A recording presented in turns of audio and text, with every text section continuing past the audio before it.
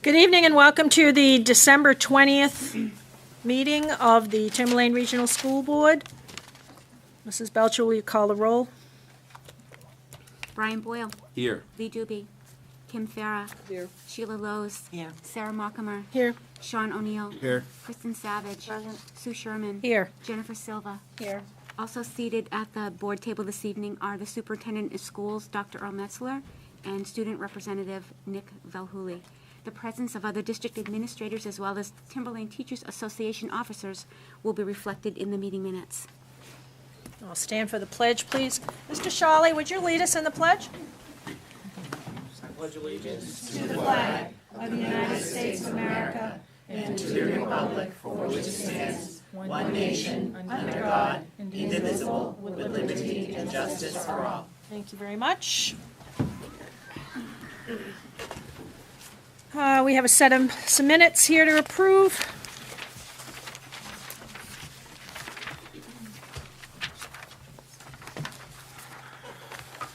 Let's start with the public regular board, December 6th, regular meeting minutes. I have a change I'd like to propose. Sure, let's get them on the floor first. If we get a motion to put it on the floor, and then we can make our changes. Okay, motion by Mrs. Lowe, and it's Lowe's, and second by Mrs. Savage. Okay, Kim, go. On page 2, after the first paragraph, under the business consultant section,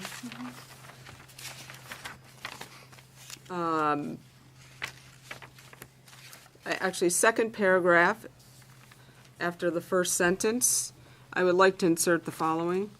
Dr. Farah read part of the job description for the business operations coordinator and asked Mr. Colby if he was aware of this SAU position. He was not. Are we okay with adding that in? And perhaps if you could put that in writing, Kathy could, pass it over and she could insert that. Are we okay with that insertion? Yep. Anything else? Corrections, deletions, additions?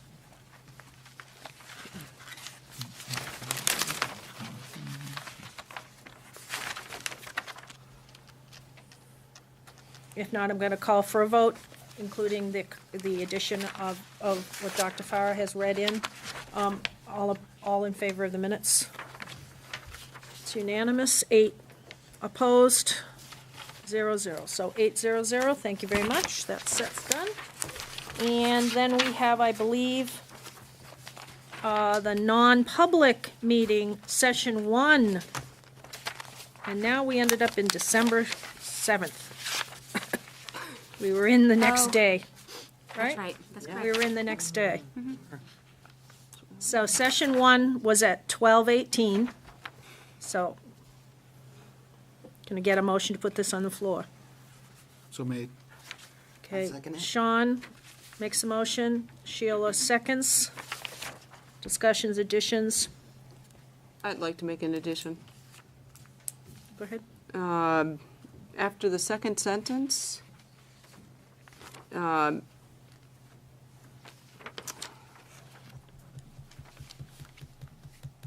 Dr. Farah explained that the board had received counsel that it was acceptable to excuse administrators and the recording secretary from the meeting. These are the minutes you did, right? So you're adding that in? Correct, yeah. Are we okay with her adding those in? We'll get that passed over to Kathy and she'll add them in. We all right with that addition?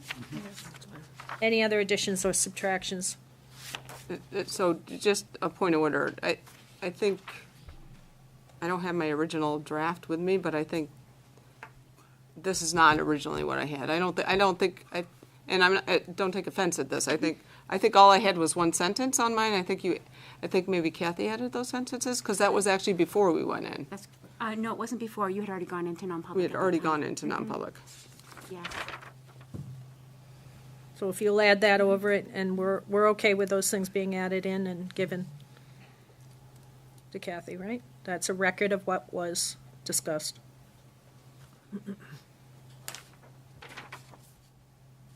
Okay, hearing no other All in favor of the session 1 minutes? 8-0-0, thank you. Now the other side should be session 2 at 12:37 on December 7th.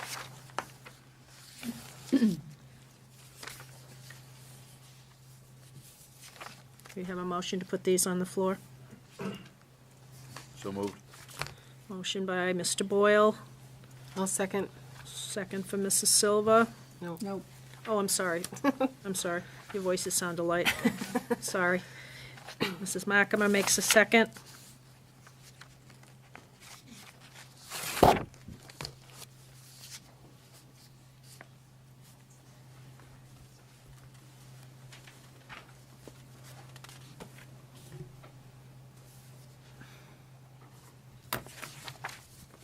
Hearing no additions, corrections, I'll call for a vote. All those in favor? Oh, I can't vote on those. Sorry. 1, 2, 3, 4, 5, 5, 0. 0 abstaining.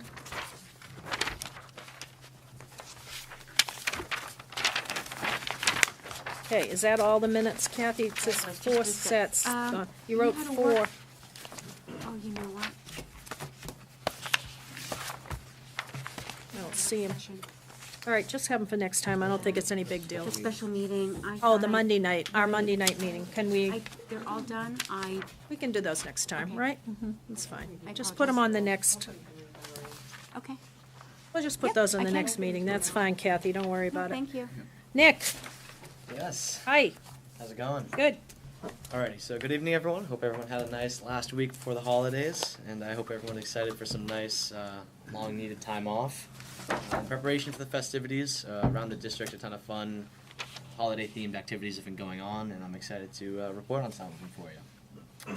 At Atkinson Academy today, there were plenty of exciting class parties taking place, celebrating the holidays and the new year. I heard it was a great time with plenty of dancing, singing, and holiday spirit, and it's always a great opportunity for these kids to have that nice transition to the holidays, so happy for those guys. And Pollard School held a holiday spirit week this week with days chosen by their wonderful student council. We hear a lot about them. This whole week, they went through a bunch of days. They had, I think it was Ugly Sweater Day, they had Crazy Hat Day, a few others, just exciting things that kind of go along with what the high school does. So it's a nice little thing for them down there. So a huge thank you to the student council there for doing so much for their school and fellow peers. We heard about a lot of what they've done for their school a couple of meetings ago. And tomorrow will also be the Grandparents and Special Persons Day at the school, where students invite their loved ones in to learn about what they're doing in school and to spend time together. This is really great to have right before the holiday season, and I'm looking forward to seeing how great it goes. Classes also collected toys for the toy drive of Recycled Percussion, who visited them earlier this year. It's great to see the impact these kids have had. I've told many times before, and as they continue the season of giving. So great job, guys, at Pollard. At Sandown North, like the high school, they had their first students versus teachers basketball game, which ended up with a tie of 31-31. So first, great job to those players who were able to keep up with the teachers. Very impressed. And of course, it was a ton of fun for the whole school to watch. So thank you to the school for organizing such a great event for the last week before Christmas. They will also be having their holiday sing-along tomorrow, which is always a great time for the students. At Danville Elementary School, students were visited by the Plymouth State Tigers, a theater and educational group who teaches students valuable lessons through the arts. This unique form of teaching was extremely well received by not only students but the faculty. And this theatrical guidance helps students learn the meaning and how to have empathy, and aids in everyday dealing with issues in the present and in the future. So thank you to the Tigers for coming out and aiding in making our community a more accepting and safe environment for the students. Danville Elementary will also be having their concerts for chorus, strings, and band on January 9th at 7 p.m., so mark your calendars for that. At the middle school yesterday, the 8th grade class took their annual field trip to A Christmas Carol, which I remember going to when I was in 8th grade, and it's really an amazing experience for these kids to go and see such an iconic musical live. So I'm sure that was a ton of fun, and I'm glad they had that experience. The middle school also wrapped up their holiday concerts, which went extremely well as always. I had the pleasure to perform with the 7th and 8th grade boys with a few other of my high school friends. We performed Deck the Halls with the mixed chorus. And it was really great to get down there and just promote the high school program, so it was really a great opportunity for us as well. If you missed it, it's on Vimeo. All the concerts from the last couple weeks are going to be on Vimeo once they're edited. And I also saw pictures of the ugly sweater day at the middle school, and I have to say they were something else. You know, it was cool to see all the crazy and wacky sweaters around the school. So, happy holidays to everyone over there. At the high school, I got to go to the Timberlane versus Pinkerton wrestling match last night, and our wrestling squad defeated the Astros 40-19. Not that we would expect anything less, but it was great to see them go at it, and it was awesome. These last couple weeks, we had some great holiday events and wrapped up our Mealy's Meals holiday season. Last Friday, we had an ugly sweater day, and kids competed for who had the ugliest sweater. It was great to see, everyone get out there. There was pictures posted all over the school with these ugly sweaters, and it was an awesome time. And as I mentioned before, we wrapped up the Mealy's Meals fundraisers for this holiday season in raising just over $12,000 for the cause. Great. Yeah, it was fantastic. So through student services, student council, local businesses and families, the milkmen, and the students and staff, we were able to exceed their goal and provide gift cards, hats, and mittens to over 126 families around the district. The events which made this goal possible included Touch Truck, the Craft and Vendor Fair, the high school classroom competition, the Milkman Charity Show, Gingerbread House Night, raffle baskets, and today's Students vs. Staff Sports and the Milkman Show. Which I will say, the student volleyball team beat the staff in a huge upset for them. I was lucky enough to play against them. It was a great time. And then we did lose in basketball, though. That was a little bit upsetting. This fund is used year-long to support families around, across the year, all seasons. So thank you to Mealy's Meals and those who donated as they continue to support the community and make the holiday season that much more special. This was only made possible by the combined efforts of the whole community by helping each other. So as my final remark, I'd like to say have a safe and wonderful time during the holidays to everyone here and to everyone at home. Merry Christmas, Happy Holidays, and have a great New Year, and I look forward to seeing everyone after this next amazing week. Thanks, Nick. Thank you, Nick. Always well done. Delegates and individuals, we have just one, Kathy. One, please. Yeah. Ryan Richmond and James Pelletier from the Timberlane Teachers Association. Good evening, gentlemen.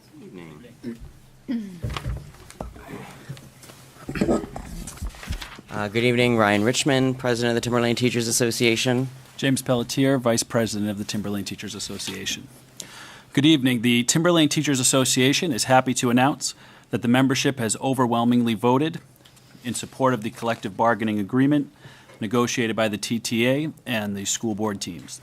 This agreement represents the mutual efforts on both sides to respect the work the professionals of the district do for the community while also being respectful of the taxpayers. We hope that you will join us in ratifying this agreement tonight and moving it forward for the voters in 2019. And finally, we'd also like to wish the entire Timberlane community, including the school board, budget committee, and the SAU, a happy and safe holiday season. Thank you. Thank you. Thank you. Thank you, guys.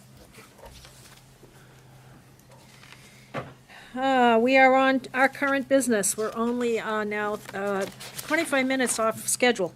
That's pretty good. Program of study, second read. Come on down.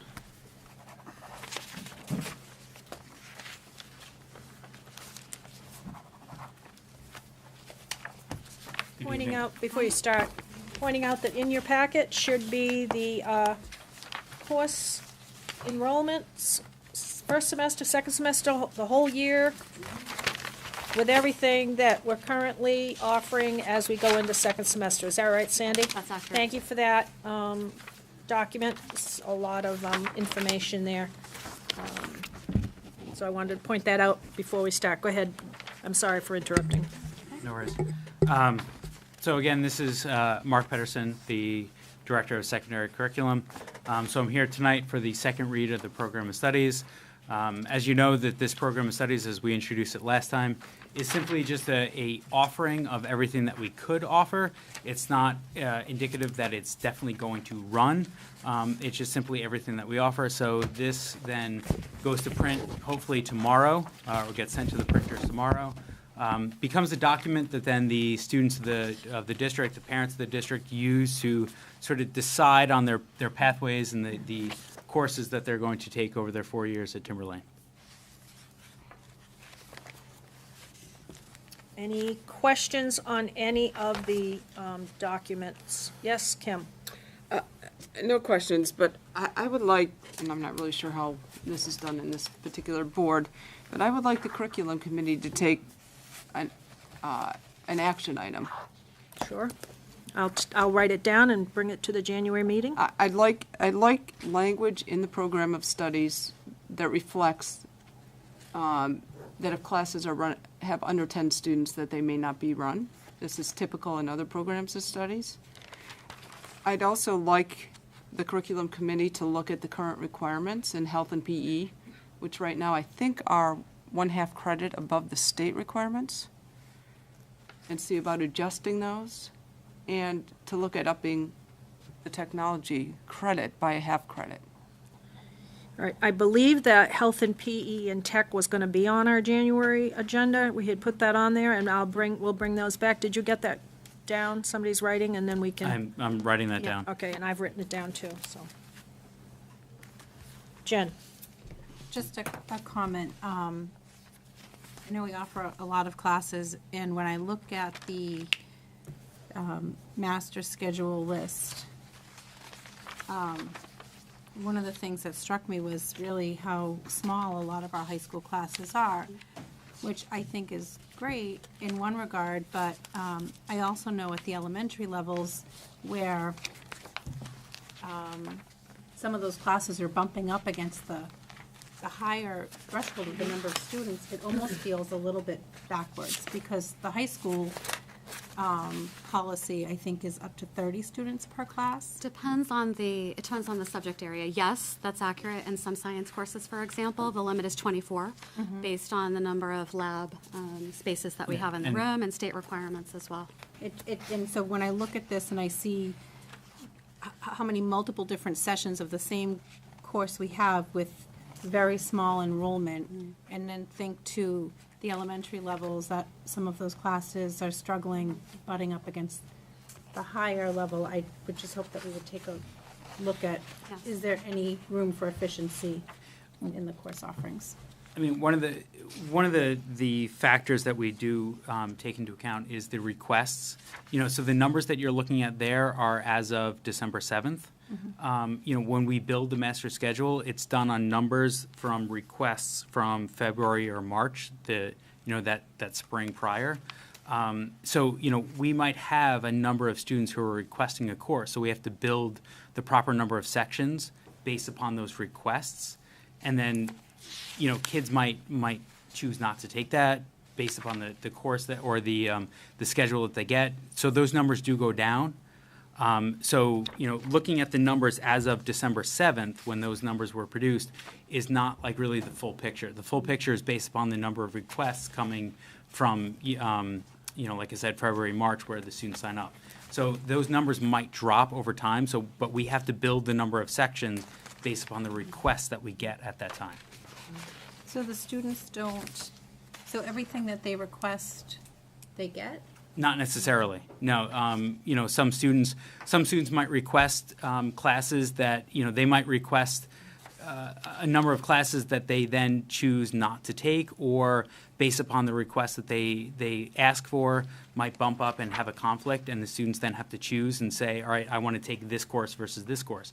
But when we build the schedule, we have to build it based upon the request that the students ask for. So, for example, there are classes that are running, quote unquote, low, but those numbers are low now. But compared to when we built the schedule, they were higher. And just without a specific example, a scenario if we had 32 requests, for example, that's over the state limit. So we would have to run 2 sections of that. If two students had scheduling conflicts or by choice decided not to take that class, we then might be in a scenario of having two sections of 15 or fewer students. So that's, some decisions we have to make early on based on class limits. And then sometimes we get into scenarios like that. So it's really depending on a number of factors, but. Go ahead.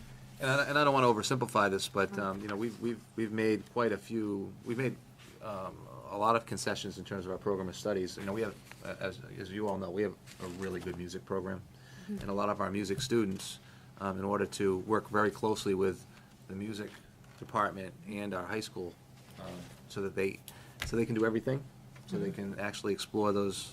And it gets to be pretty complicated. It's not about the block schedule, because when I first got here, that was the question all the time: what's driving the schedule? Is the music program driving the schedule, or is the schedule driving the music program? They've worked closely together to get to this, and I don't think it's an easy answer. No. It's very complicated. And I see what Ms. Silver is referring to. When you look at class size, it does look a little backwards. We're encouraging small class size at the elementary level, Yeah. but yet the assumption is we can't stick 40 students in an AP chemistry class. That's not going to happen either, and I'm not saying anybody's suggesting that. It just gets to be a little bit more complicated of a puzzle. But there have been some concessions, and a lot don't run. And I guess you could probably talk to some of these smaller numbers. Sometimes they're not singletons. There's not one student in a room. It's it might be doubled up, and might be running some things. There are instances where we do run multiple courses in the same room at the same time, and the teacher is differentiating for those students. There are times where, for example, Woodshop 3, we have run that where there's low numbers of that, but he's running that course at the same exact time as Woodshop 1. So he has he's differentiating that course for two groups of students at the same time.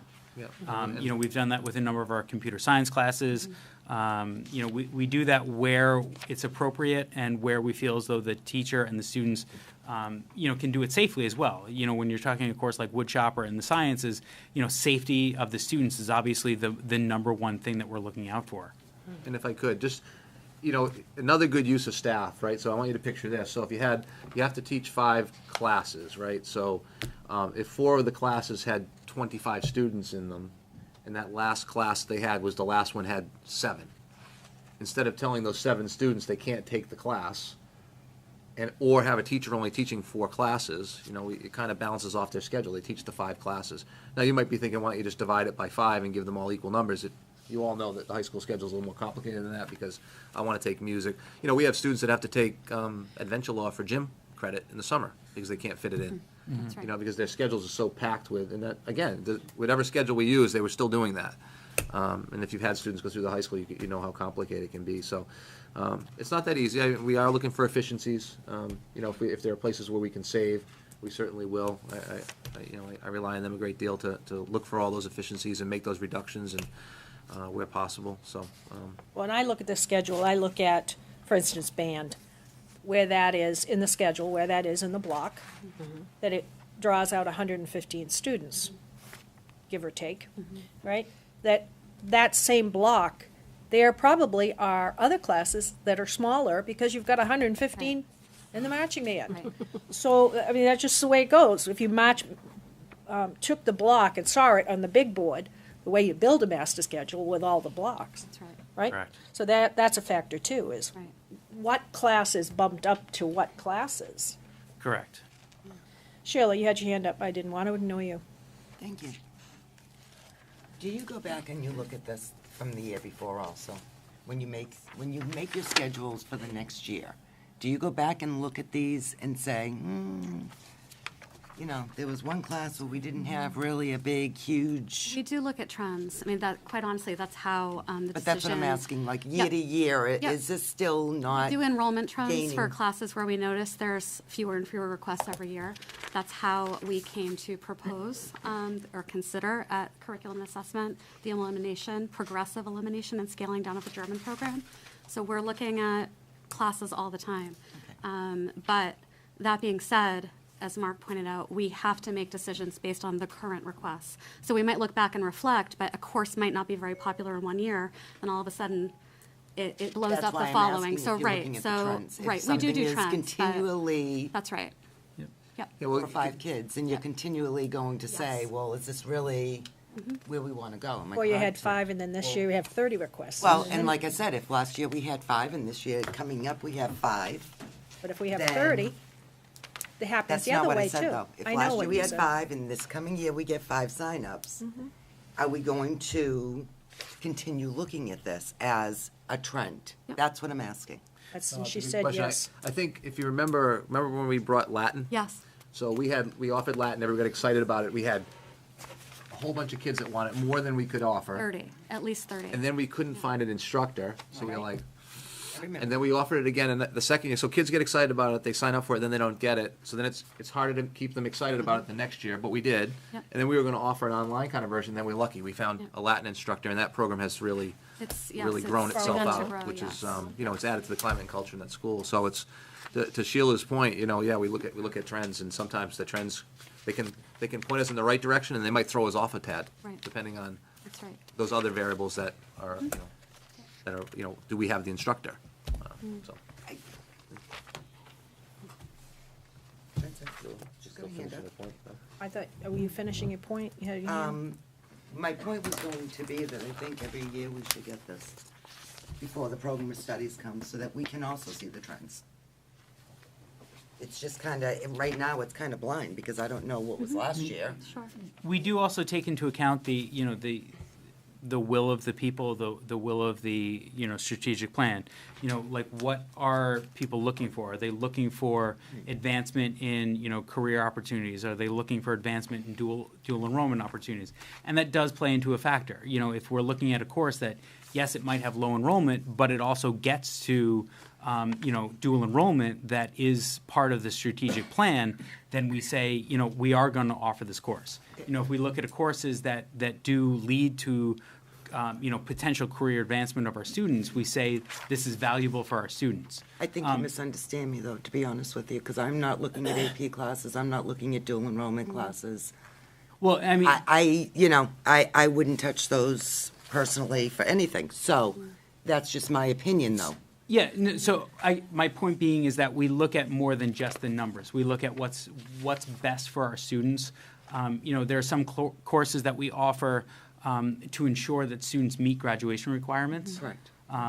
So we don't want to, like I said last time, we don't want to pull the rug out from under students and just eliminate courses if they're in a trajectory to meet their graduation requirements. So there's a number of factors besides just the pure numbers. I appreciate what you're saying, but I'm just saying that there's more to it than just the pure numbers when we make decisions on what courses we are going to run or not run. One more question, then I'll entertain a motion. We need to get this on the floor. We started asking questions before we even motioned it on the floor. But Jen, did you have something? You had your hand up. Are you all set? I think I answered, I think it's just a typo, I think you answered my question, Latin A. That's supposed to be Latin, that's supposed to be Latin 1A. It should be Latin 1A. Okay. Yeah. The And, capital I is off. When we first introduced Latin, just to kind of go back to that, as Dr. Mexler was speaking, we offered it as an upper level elective for elective credit only, not for a graduation requirement for 3 levels, which is what students need for the scholastic diploma. When we proposed it to the Curriculum and Assessment Committee, probably 3 years back now, that we wanted to expand it and begin offering it all the way up through 3 levels to give students that opportunity, a request came through to offer both accelerated and CCP tracks for students coming out of the middle school as they come up. So that's why you might see collectively, we might have, not a huge number, but a larger number in Latin 1, but they're separated into accelerated and CCP tracks. Can I get a motion on the floor, please, for this? Can I just say one more? I just want, it's something for the board. Sure. I actually had the pleasure of being at a colloquium last week on early college, and I wanted to tell the board this because it's to Sheila's point. And it was almost like a deposition about what we do with early college, dual enrollment, those sorts of things. And I'd like to thank Mr. Strange, because some of it, they were really asking me a lot of questions, but they were really complimentary of this board, what you've done in terms of how you weight your classes, what you offer for concurrent enrollment or dual enrollment, from the college folks, from the people that were there. It really was. So it's a testament to this board and the commitment that you've made over a long period of time. You've been doing these things for quite some time with partnerships. They do a great job with that, so I thought that'd be important for the board to hear. Duly noted. Thanks. Yep. I'm looking for a motion to approve for second read and move this on to the press Motion to approve the second read. Second. Come back and let her. No, I was gonna make the motion. Oh, I'm that's all. sorry. She just whipped in there and, Jen makes the motion and Brian makes a second. Hearing, I'm sorry, it's just a quick comment, sure. and it's not on the I look at this master schedule, I look at these enrollments, and I have to say it again, I am disappointed by the number of students that are enrolling in these AP courses. We have very, very bright students at this high school. I know we do. And I would strongly encourage more students to take these AP courses. I'm, yeah. I have to say, and I'm disappointed We that have, we don't have more in these courses, and a lot of those are your dual enrollment courses also. many of them are, they are. And I think we need to get these students in these courses. I don't know how you're gonna do it, so. We have a teacher And you know- PLC right I'm now. sorry. No, And you know I that's okay. share that. Yeah. And I know that's- you we- do. We need Yeah. to, that's something we need, Right, we need to we find a do. way, we agree, and we need a theory of action to try to make that happen. So that's something that we need to work Yeah, on. I was just going to share, Mark actually has been working with our AP teachers at the high school.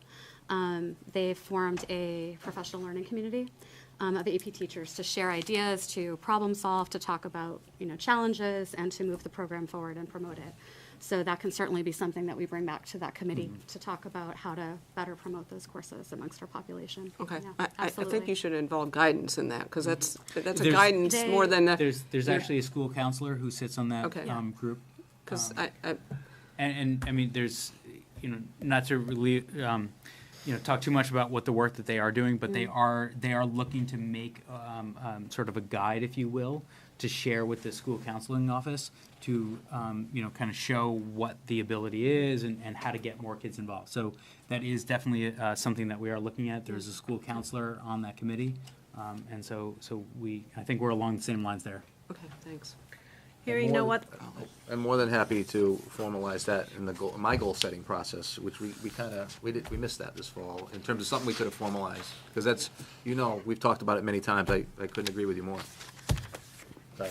I'm going to cut I think we've discussed it all. We've made our comments, we've made our observations. We have people here listening to us, and hopefully we can carry on some of these things into curriculum planning as we go along. So hearing nothing else, I'd like to move the question, and all those in favor of approving second read and putting it to press? That's 8-0-0. Thank you very much for your work. Thank you. Thank you.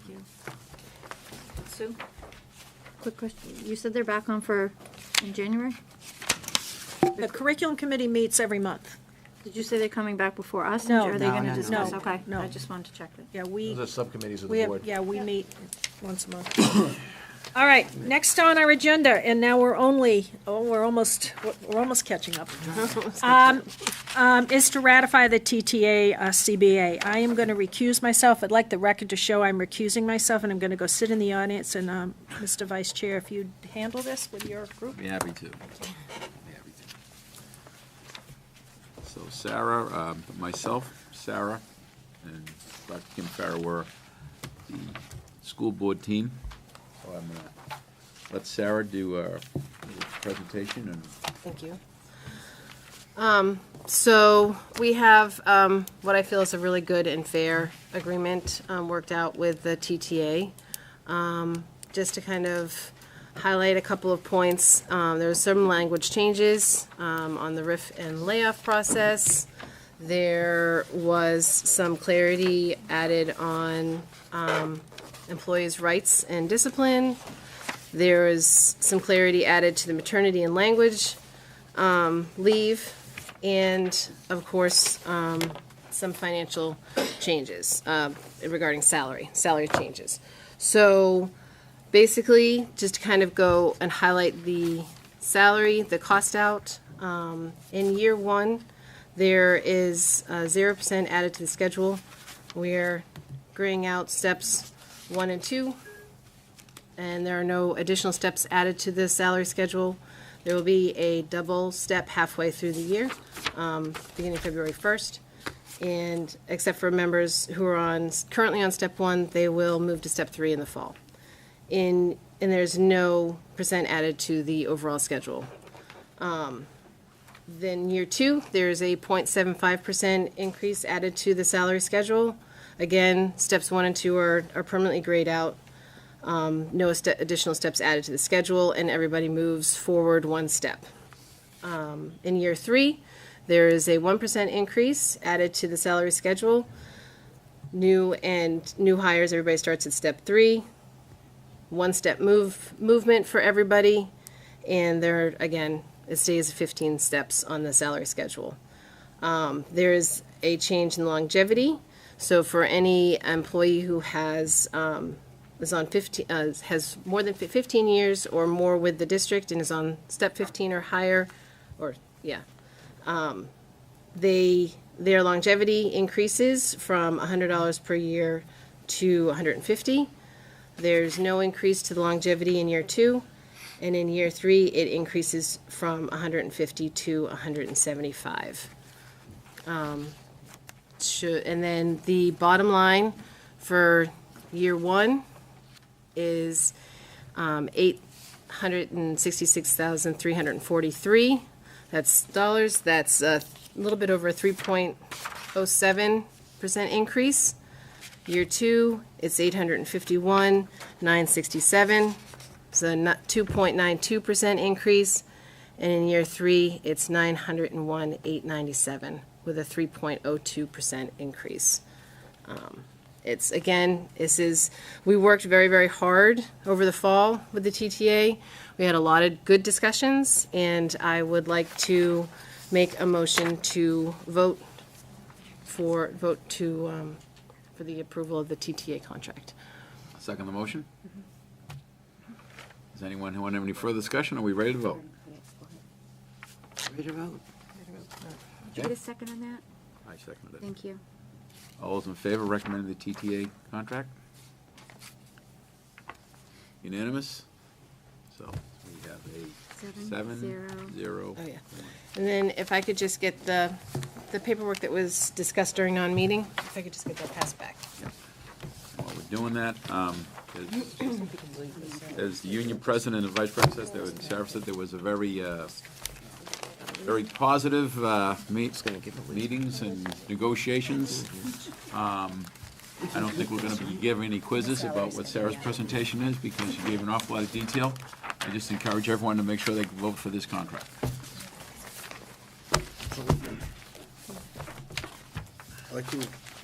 Madam Chair.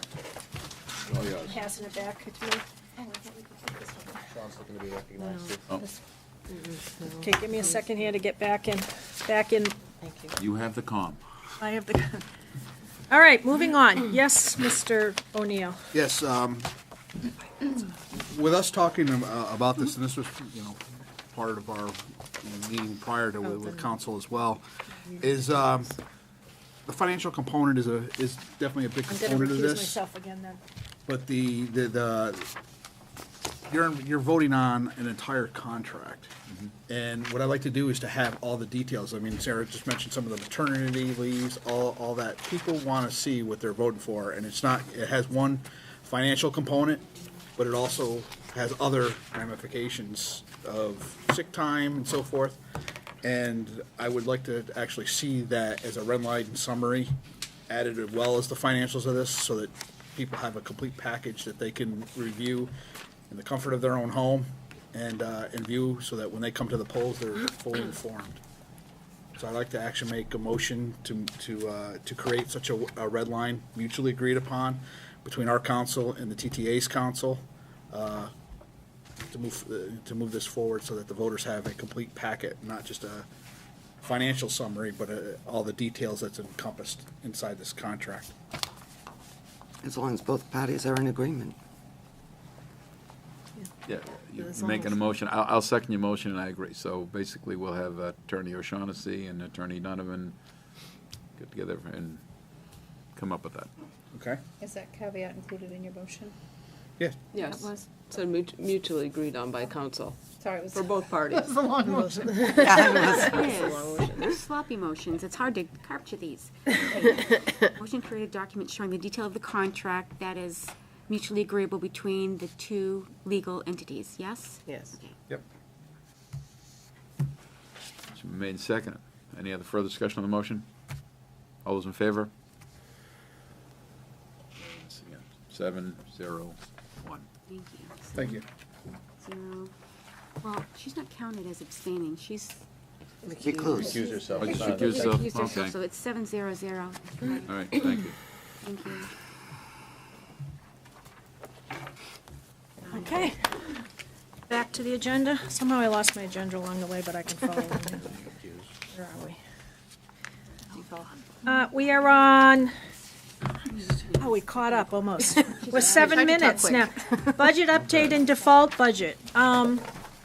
So you should have the document, some of you I know printed it on pretty 11x7 paper. I tried to do it on 8x11, that didn't work. But we've at least got some numbers there, and then you've got the this year's budget. How are we doing here? Is that all we need out? I believe so. There are a couple budget updates. Oh, okay. Should we look to default budget first, Madam Chair? Sure. I'll go. So I believe that you should have the file that you have in front of you, I believe is from Dr. Farah's budget or proposed budget. And I believe is it a number of pages, if I'm not mistaken. Right, I asked Dr. Farah if she could translate some of our work that we did Monday night into the spreadsheet so that it was visible. And I thought I caught one additional, I don't want to call it a mistake, but an oversight, that I thought we had amended this number, and I thought it was Mrs. Silva that amended it in the food services line to add another 200,000. We did, and I'm sorry, it was so late. I and know, we did I not know. have the draft minutes, so I did not add, I know there was another 200, but I couldn't remember where to add Okay, it, so I didn't. what line were we gonna put that in, and then what's that bring our number to? Last page, right? Last sorry? page, it would be on the So- last page. 525,221, 5221, food service fund. 930, correct? So we're adding another 200,000 there. Correct. That was the amendment. That passed. So now that brings the bottom line to 930, Yes. 105, right? Yep. So That's where we left off. that's where we left off. And I thought, So the amount goes for that food services fund from 930 from 1.175 million to 1.375 million, is that correct? yes, by adding the 200 in. And that brings the bottom line to 70.930105. Has everybody got that? Okay. Yes, Jen? So that was when I was just hoping that we could, it was getting late the other night, and I just was hoping we could revisit that. Can you explain that food service fund transfer? I'd love to explain. So, I'll try and make it as clear as possible. The district operates, as all districts do, under governmental accounting standards. And that suggests that, requires that we gross budget our budget, which means that if we have money that we're spending from whatever source, if it's anticipated, we budget the expense on one side and we budget the revenue on the other. And in this case, we spend approximately $1,350,000 a year on our food service fund. Now, that's generally self-funding, so all of that is offset by revenue. However, under gross budgeting, we have to budget that expense. So what we do is, we show it, so that everything can show up in the 100 fund, we show it in that line right there as a fund transfer of expense, if you will. And then that would get, if you will, moved over or accounted for in our 200 or 210 fund, which is our food service fund. So we're required to, if we believe that we're going to have the money coming in, we're required to show the expense. This number had been higher in years past, but it never really mattered too much because if we had it for 1.6 in expense, we had it for 1.6 in revenue. So in this case, that one, which I believe now is 1,375, which I understood to be lower at 930, but that 1,375 would cover our food service expenditures, so we'd be able to capture them in that account. If I don't budget for the money, I can't spend it. So, where, is that on this It should be. Somewhere on here, Yes. I'm guessing in the back. Same, yeah, so in that, I don't know that I have your report, but it's likely on page 17, perhaps? 1.4. 17, probably the second to last page. Thank you. And it says food service fund, it's again 100,522,1,930, fund transfers, food service fund. You'll see that that's budgeted at 1.4 million. And you'll see that last year we were under budgeted at 1.275, which has put me in a tough spot with DRA in terms of reporting because we obviously spend more than that. And we know we're gonna spend more than that. When I look back, though, why is that so low? Why is it 1.275? It was underfunded. I mean, going back a few years, the expended 15, 16, 16, 17. They're only probably picking up that which went through the general fund. We reported the expense in a separate fund. So not all of it may have gone through, anything that went through the general fund we picked up here. I don't report on a fund-by-fund basis. I report through the 100 fund, and that's where the budgeted expense gets picked up.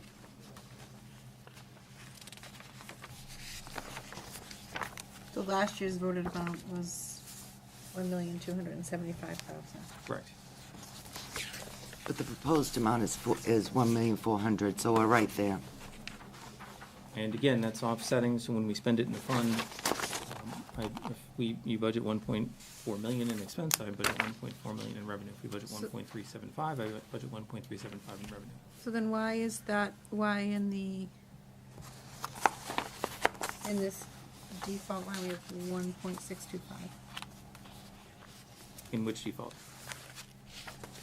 Oh, from years ago? Sorry, I'm looking at the wrong thing. So you'd be talking about the 17-18 final voted, is that? Yeah, Dr. Farr's schedule? that's the number that she's referring to. Yep. So in previous years, that had been at 1.625. The previous business administrator always budgeted that high, and again, offset it with revenue. So that amount was reduced significantly last year. I really need that amount to cover the expense that we're actually going to be showing. So was the 1.625 high? Sure. But again, it was offset by revenue, no tax impact. Problem is that if we spend more than we budget, it's not a great situation. Okay, Jen, that help? I'd like to come back and revisit the nursing line. I just don't understand why we would take out $66,000. Why our suggestion was to take out $66,000 there. Don't understand that. No, that would be, that's Jeff's number on that line. That was not our suggestion. No. I think that's, I don't No, think that's. this is the 2134, 113, nurses' salaries. We took it down, we subtracted $66,000. I'm pretty sure that's because that's what, It's on the budget. that budget showed. Not gonna finish the food service thing first? We just didn't. Oh, we've got 200,000 in there. Well, I still have a question on the food service line, but we can. Oh, go back to food service line, because, Can we go back to that one? I just want to wrap this line up.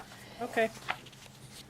Can you explain to me on the revenue budget, what lines are included in this? Because I see food service, your proposal of the BudCom is 950,000, but clearly that's not all the revenue from That's right. food service. So what other lines is included, or should be included in this line? Under that, I believe that there's a portion of state aid, which would be food service related, and there is another line, I believe, under federal food service reimbursements. Maybe that effect. I don't have that There's revenue. 375 for lunch reimbursements under federal. Okay. We have 950 for food service under local revenue. 17,500 under state revenue. Yep. And That's it? We may have another small portion in there as well. We do receive some aid as well. So, I don't have the revenue budget in front of me. I'm sorry, I can pull it up. Typically, I don't work on the default budget itself. This would be the first time that I've ever used or looked at a revenue budget to develop the default. So this is rather new. Let's see. Well, if they truly are to be offset, Right. your revenue should always equal your expenses. Well, but the problem is that we have two different budgets going on. We have a default budget that has one number, and we have an operating budget that has another. So really, that offsets typically in revenue at the end of the day when I report. So if the numbers Mr. are. O'Neill, I'm going to ask you, would you ask to be recognized? I appreciate that. Okay. Thank you. Anyone else wish to be recognized? Yes, Dr. Metzler. So, just so I'm hearing this correctly, so, Jeff, are you saying, Mr. Dowd, are you saying basically it's impossible to have the revenue number match two different numbers, one in default, one in proposed? It is, yes. I would agree. Numbers are pretty binary, so it's there or not, and it matches or it doesn't, but it can only match. And can I ask one more question? Which one does it, if you could only match one of the two, which one does it need to match? Well, theoretically, the voted, but I'd prefer that it match the budget committee number. Just curious. Thank you. Anything else in this default? Well, in this line or? Any line? Still want to speak about? Sheila, did you, or you? No, No, I'm Kim, good. you still going? I'm good. No, I total up the revenue for food. It's 1,342,500. Yeah, and we do receive some other reimbursements that do extend some other and all that. And typically, I take a look before everything is finalized, once we have those numbers, and we can adjust the revenue budget to accompany that. Typically, we're not, when I report DRA, that revenue would match. So we agreed on Monday night on this number, for those of you that weren't with us the other night, that we agreed on the number as amended, at 70.930105. But we did say, as a caveat, that we still have time and we can still discuss things, ask questions. If there's new information that makes us want to change a line or something that's come up, I'm still concerned about that transportation line, I am concerned about that nursing line. Other than that, right now, it's 70.930105. So, but if you've got something, as you study it some more, Kim has worked really, really hard. Brian has too. I said this today when Brian and I talked on the phone. I'm kind of proud that the school board has taken this kind of interest in working on the detail of the default. Years in the past, with different circumstances, there was very little interest by the school board in working hard on the default. And so I think this year, while I don't personally like the number, I'm happy about the effort that we've put in to try to do this legally and clearly and understanding the default law with its little changes and nuances that our legislature has thrown in. So I'm really proud of the group. So kudos to everyone. Jen Silva's worked hard on it. Sheila's got piles of papers that she's gone through to try to understand and, as she says, wrap her head around things, and I'm really proud that this group has been willing to do that. I think we deserve a little bit of credit for the work we've tried to do understanding this default situation. So, unless there's anything else about default, yes, Jen? Just one quick observation, and I know this is gonna sound overly simplistic, but, as you said, trying to wrap your head around this and trying to understand this. When I went through the document that we got Monday night and went through the proposed 2020 default numbers, all of those salary lines added up to about $36 million. And then the salary line detail that we got for the 2018-19 voted school year added up to about $35 million. And then I know we were asked to reallocate about $1 million out of that line, which brings us down this year to about $34 million in salaries.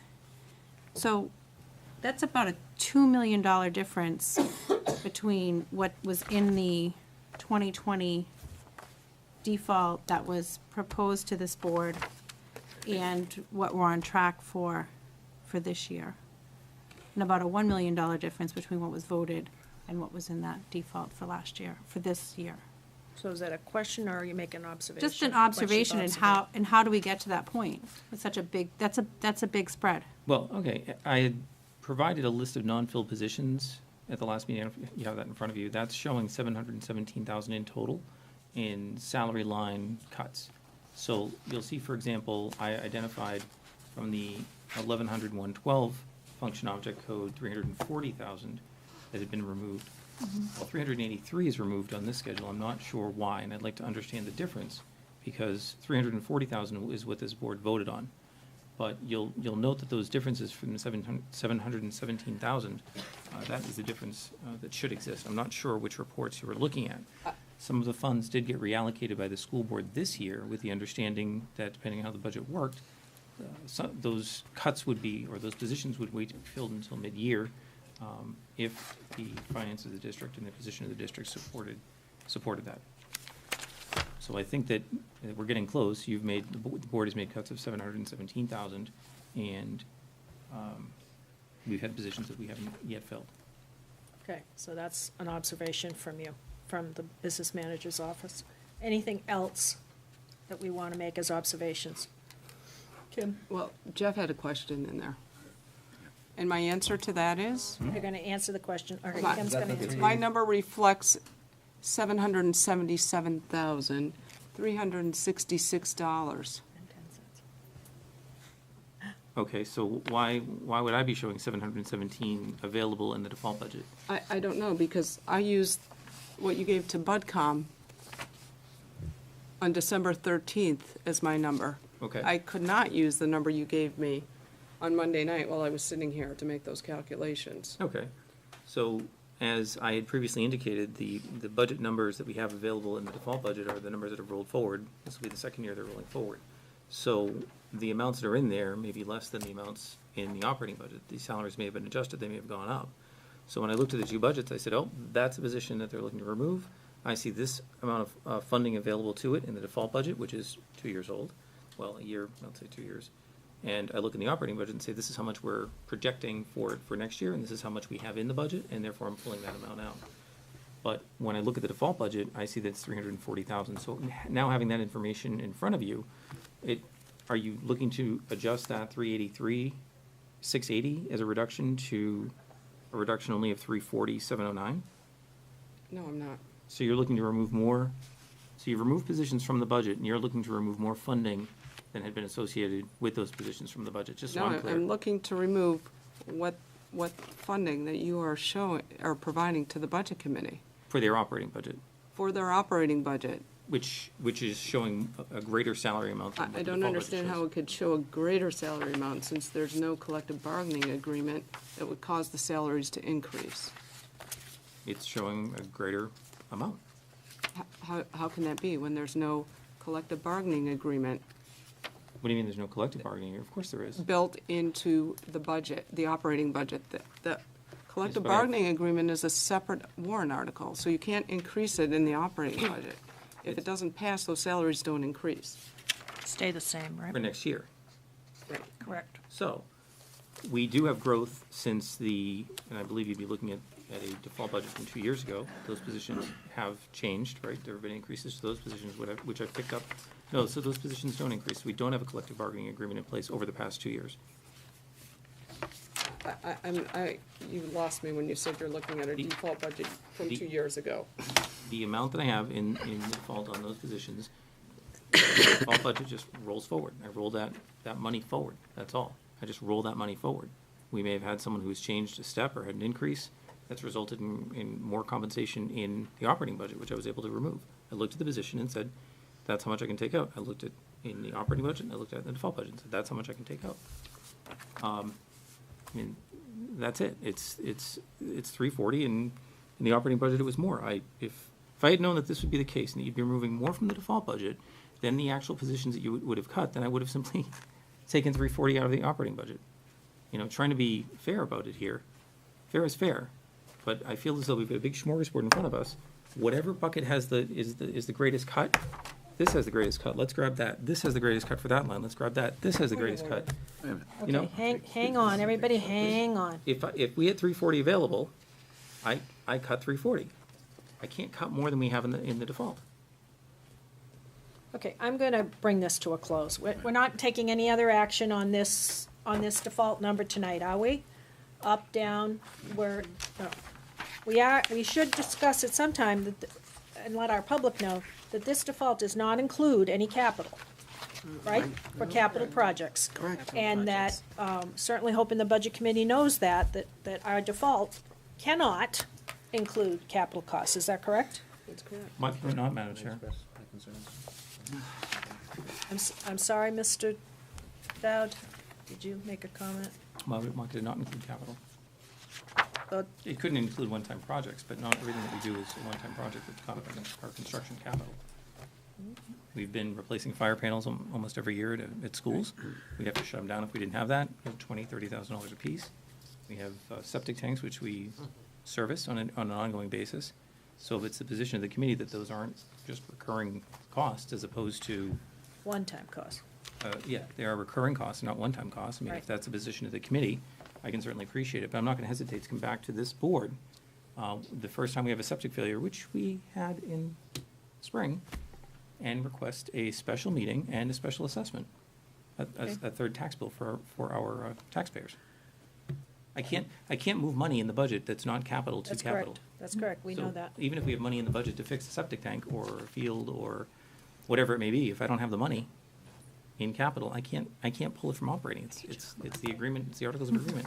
Right, I wanna move this along, unless it's something new, Brian. Well, I want to, it is something new in the fact that it's because our audience is really not really the people here tonight. Well, Thanks for coming here, but yeah, obviously filming. we've got this tremendous TV audience. Any rate, just like last year, we went through a process, and Jeff, you're right, there's all kinds of things as you compile, or this board compiles a default budget. Now, we could go on forever and a day. We have done to the best of our ability, following what we believe RSAs, and there are certain things that we would like to increase that we know we can't.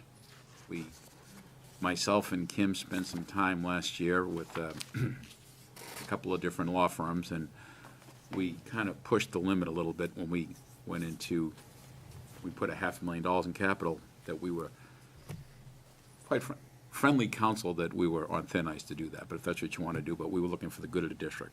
So we always seem to weigh for the good of the district. This last year, our district ran on, expense-wise, approximately $69 million, approximately.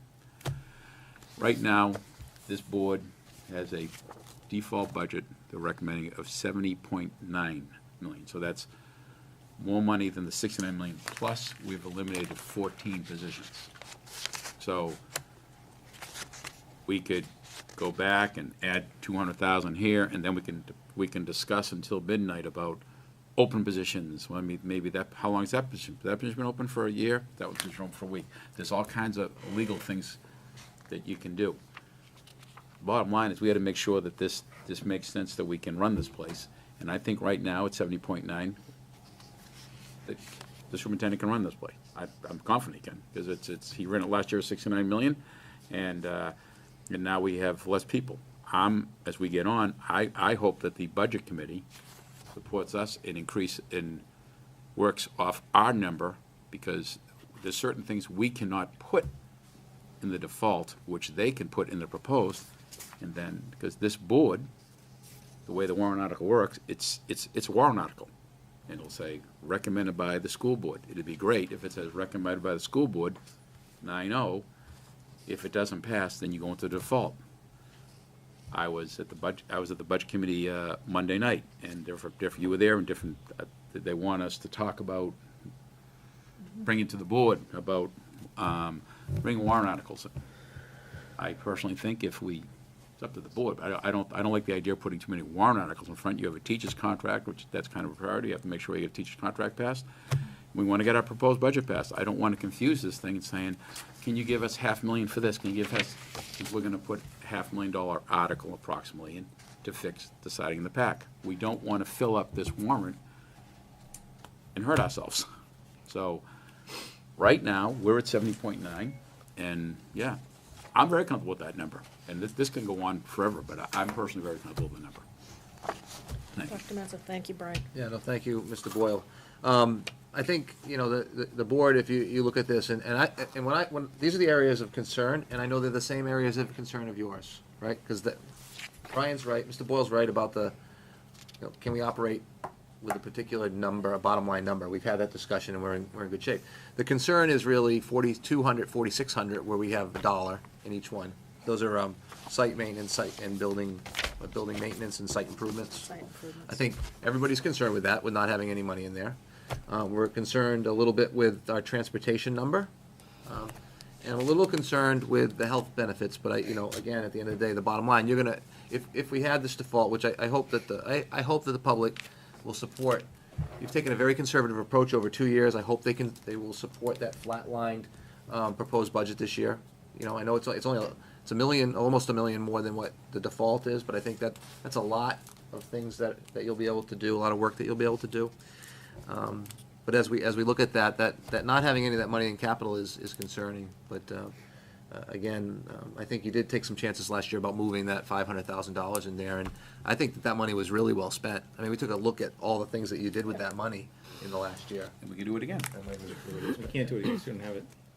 We can do it again if the voters decide, God love them, if they pass a default, before you send that form up, we can move the money, just like we did. We're allowed to do that as a board. But we gotta find the money someplace else. But that's, no, it comes off the bottom line, but you can take money and put it in capital. Yes. But I don't, you're right, we can go on all night. I don't want to go on. Yes. That's concerning, and if that's the board will be able to move. But I think you've taken a very conservative approach. I hope the public appreciates that and supports our proposed budget. I think it's a very conservative approach. I was hoping these numbers might be closer together. I was hoping that the default might be a little bit higher, but it is what it is. I don't know, does the health line concern you at all? We talked about it, that's a little concerning. Well, when I look at this health line, which is at 18,166,000 in the default, and I know that you projected up 6.5% on the GMR, which is not as high here. What I did was I took a historical look at the last 5 years on this line and looked at the fact that this line is typically underspent by around $500,000 a year. So I'm not concerned about that line. Okay, well, and I appreciate that answer. But And that, the same thing with the salaries, back to Mrs. Silva's point, when I look at the salaries on the 1,112 line, and we're talking about the difference between 340 and 383,000 here that's being withdrawn from this line, we were underspent by 572,000 on that line last year. That indicates to me that there must be positions in that line that are somehow not filled or not something. Well, We're underspent by. No, I can speak to that a little bit in a sense, and I spoke to you a little bit on Monday night. Purposely don't want to run out of money, not trying to get it down to the dollar, and that's a lot of money. There's a little bit of a buffer there. That's really obviously the surplus, but it's what can the district do? People taking on new roles. We're the fewest number of staff that we can do a really good job with. I think we're in pretty good shape, but I said I might have to come back to you and ask you to hire some people if we find that we're really having a hard time, special ed, some other areas. So I think, we're not going right down to the dollar. So if you're not that concerned, I'm less concerned because you've moved money around, after if we had to have the default. It's just hard. We're just hoping not to have a default on a default. It starts to really take its toll. We've been fortunate enough to bring back a lot of money to the taxpayers in terms of surplus. It's still we still try to make sure that we meet those projected surplus numbers too. And that was really the plan going in. I mean, I did what you asked me to do, reorganize, try to do it the most efficient way.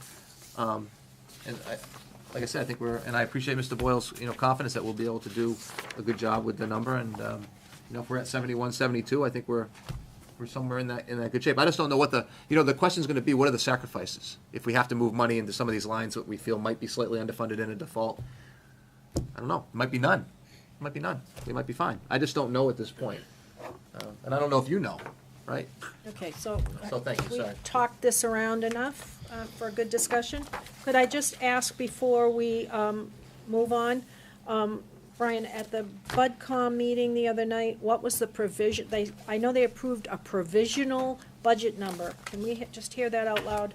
That number, Everybody hears that? I believe it's $1 million over us. It's 71,933. 71, 9, Yeah, he and probably- change? It's $1 million above us. Ballpark, right? Yeah. All right, so that's the ballpark provisional budget that the Budget Committee left with the other night. I think that would be the number that they've moved on, with the stipulation that they know that there are still some open lines. Yep, I think yep, SAU yep. budget being one of them. Provisionally, to me, means they can come back and revisit it. That's Yeah. what I think, consider. let me put it this way, it would be my impression that unless they came back to it, they're ready to move it forward to public hearing. Okay. It's Oh, I key, wouldn't- it's key to me that we communicate to the voters the difference between the proposed and default. Right, that's That what I think. there's more things you can do with the proposed than you Correct. can with the default. Correct.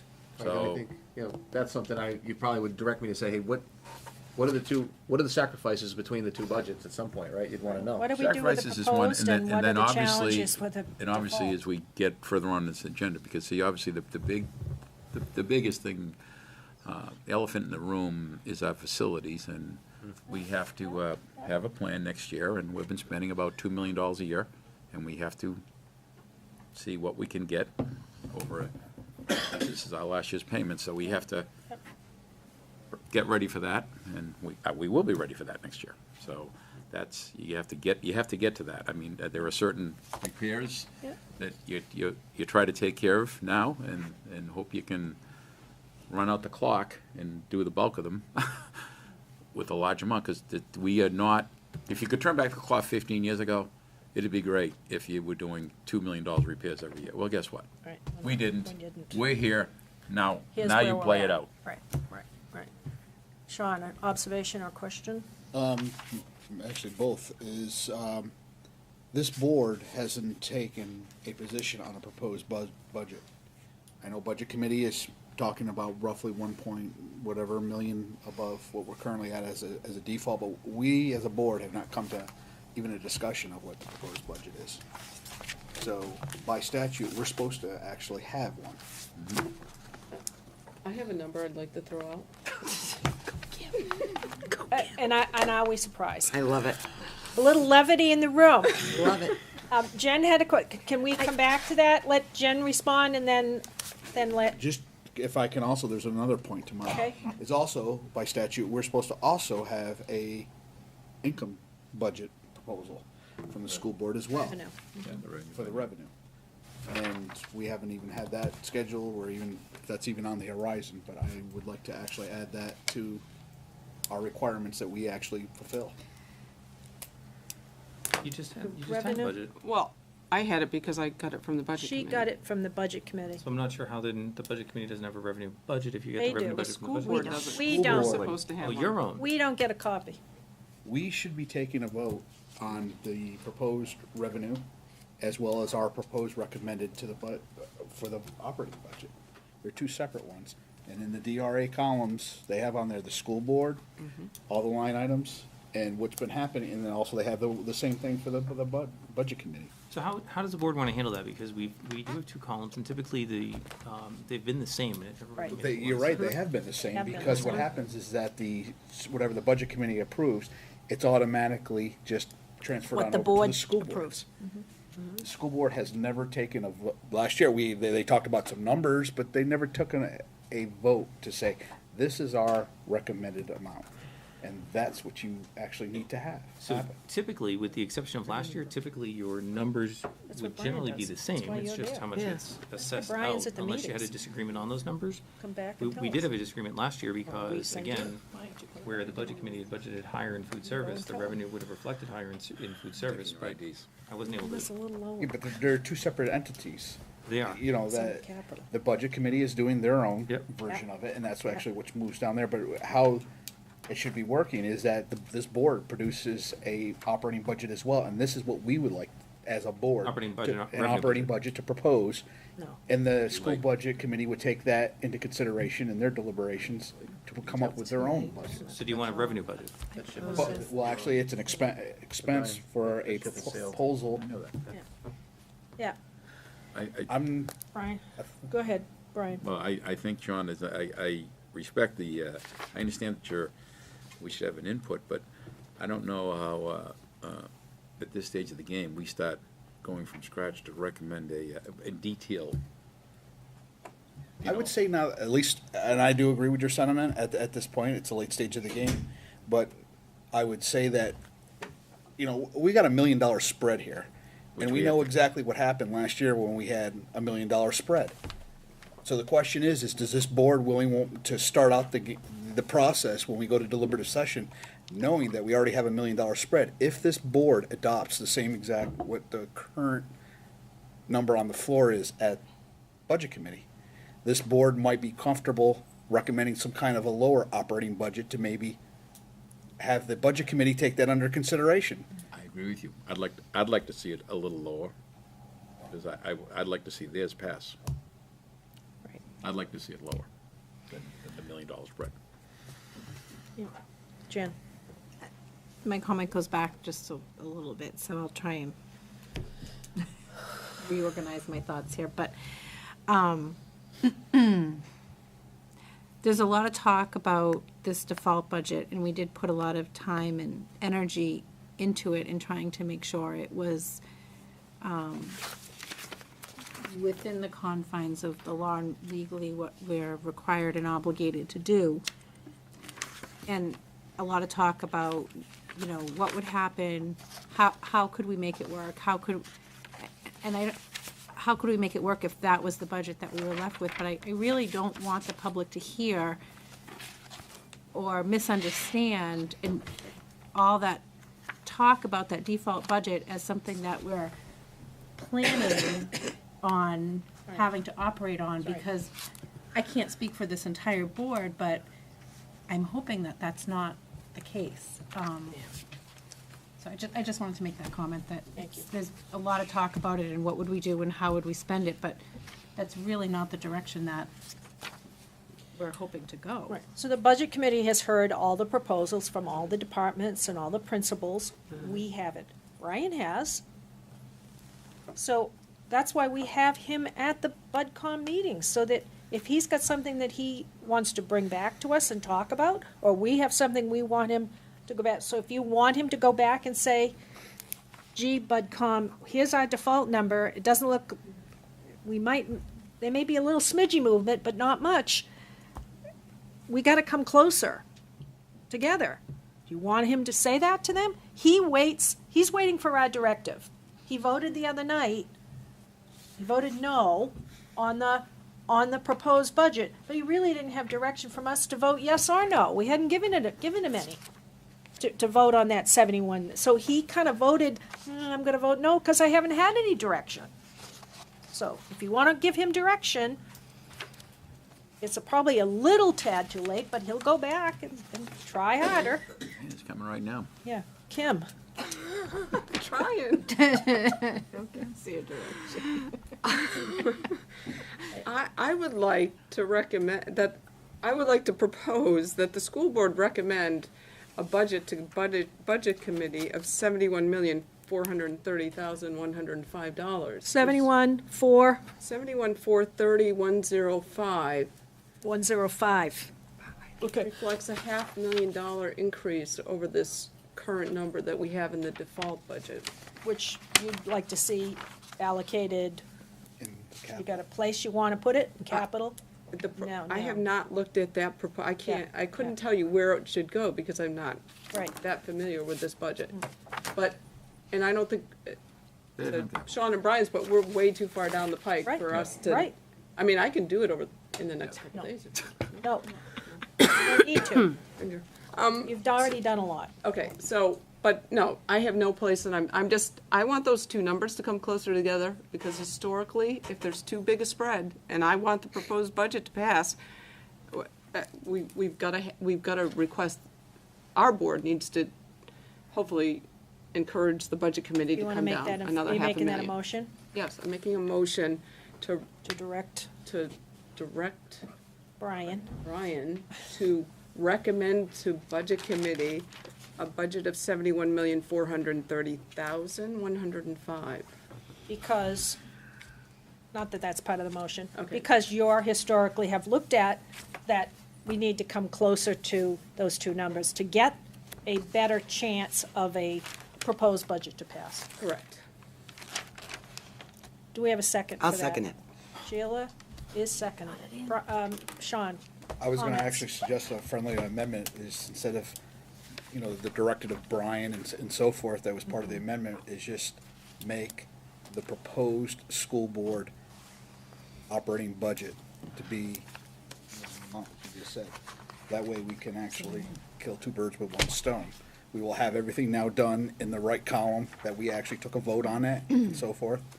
And then also it's given a directive to Brian because it's our official number.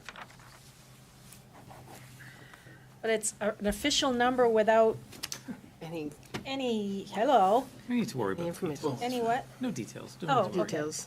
I would rather have the budget committee see what they can work out. How, can you get it down? Huh? I'll bring it back. Bring it back to them and see, can you help, let's help both sides come closer to having an actual budget pass. Well, and that way, because the budget committee is more familiar with this Yeah, proposed we budget, don't know what then- they've asked for. Then we can have our Right. column hopefully be the same as theirs, if they can bring it down. When are you doing that, Brian, at the public hearing? When are you gonna do, They when's he have- gonna they do have- that? They saved a meeting. They saved a meeting. No, the 27th. Yeah, they have a meeting on the 27th. Whatever. No, I know, but it's. I don't have a life, I'll be there. So it's like, it's after Christmas, I'll have plenty of time to open my gifts. Getting gifts? I think you're Hopefully. I think you're probably looking at the public hearing. Okay. Not that we But- can't do it there too, we can do it But there. I also think that that 71, you're up 500, I'm up by- and then when you add in the teacher's contract of 866, that's kind of like a no-brainer. You have to have that. I'm looking at that as that, take that should, So that's that should be the really. half the difference. Over yeah. the years, well, over the last 3 years, that was yet, like last year, the year number 3 was in there. So now, we're starting again, so we need that to pass. So that's why you want to see that 71.4 plus the 866. We have to explain to the voters here what's going on here. So I think the more the voters understand, I think we'll increase our chances of passage. Any other comments about the motion as Kim has worded it and Sheila has seconded? Can you just repeat it? Kathy? you wanna Sure. read it? Dr. Farrar, motion to direct Mr. Boyle to recommend a proposed budget of $71,430,105 to the Budget Committee. 31,000, right? 31,000, Kim? 430, 430 or 431? 431. I don't know, I'm playing with my. I wrote 31. I wrote 30. I wrote 30. 500,000, so that we It's- approved it's 70. 3105. Right. 30, 30. 30, 30, oh, comma, 30. 105. 30, comma, 1. 30105. Yes. You're going up from the default number, not down from the proposed budget that they're already sent to public hearing, right? Correct? Well, they haven't sent their budget to the public hearing yet, right? They have another meeting They on had the a provision, 27th. they They have a maybe- provisionally they had approved. A tentative meeting. They have a that tentative meeting. Probably. I will call it, Chairman. Thank you, tomorrow. All right, we understand the motion. All in favor? 1, 2, 3, 4, 5, 6, 7. 7? Opposed? 1? Abstaining? 0. All right.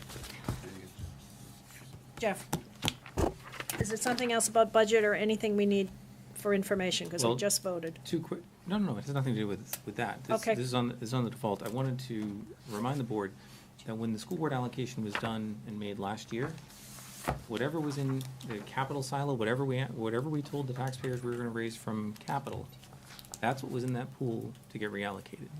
So we didn't move any money out of capital to operating, we didn't move any money out of operating to capital. We had that money to move around. If the idea is that we're going to shift money into 4,600 or 4,200 to undertake building maintenance or repair, the money won't be there to do that. I know you know that. and I know that, Ms. Silver, you said that we definitely weren't planning on having the default be the budget that we're gonna be operating on. Definitely not, because it's nothing shy of reckless, and I'll be the one to say it.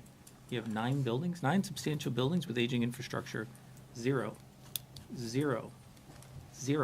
to attend to those buildings, 0.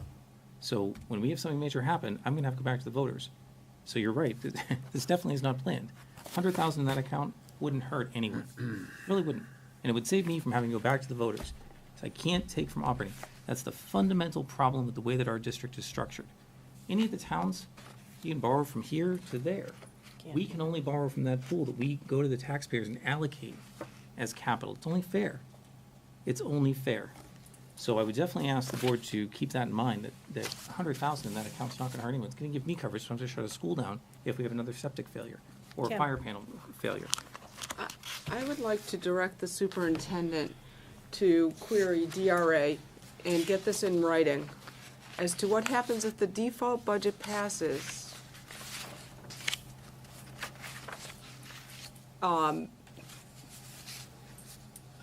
Is it possible for the district to reallocate money into the capital lines, the 4,200, 4,600 lines, prior to setting the tax rate? I would like to see the answer to that question in writing from DRA. You want to give a October, directive? right? Or- Correct. Right, is it about October? It's, well, the paperwork, I think, is due September 1, is it September. not? Yeah. We set the rate when? When's it?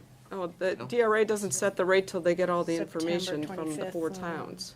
But it's, the starting process is how we allocate it like we did this year.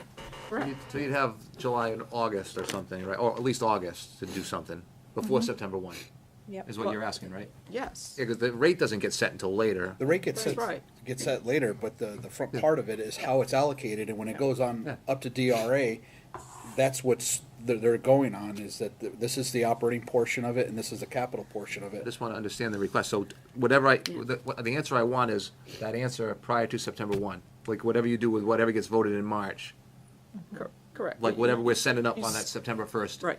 MS 22?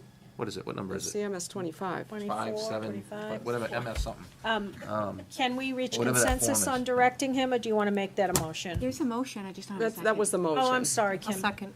Jen is seconding the motion. Do we understand the motion that Kim has made and Jen is seconding? If not, I'll call for a vote. All those in favor of the directive?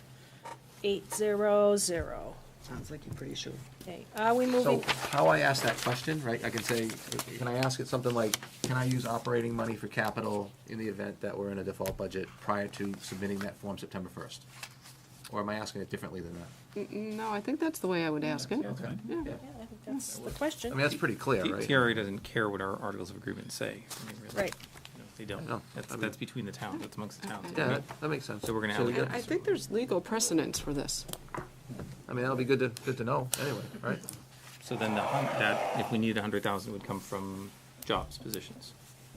Okay, I'm gonna pull the plug on this discussion Well done, and Mr. move Chairman. on, if we can, Thank you. please, this evening, to policies. Now, it says policies are 30 minutes, but the chairman of the policy committee has suggested that she can do this. Thank you, Susan. So I think we should time her even.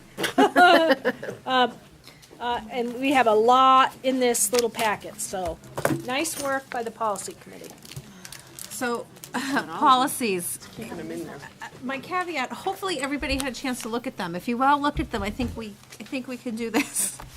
Can we just wish everybody a happy holiday as they're walking out the door? Oh, I didn't even notice everybody's walking in. Okay, Happy holidays. sorry. Merry Christmas.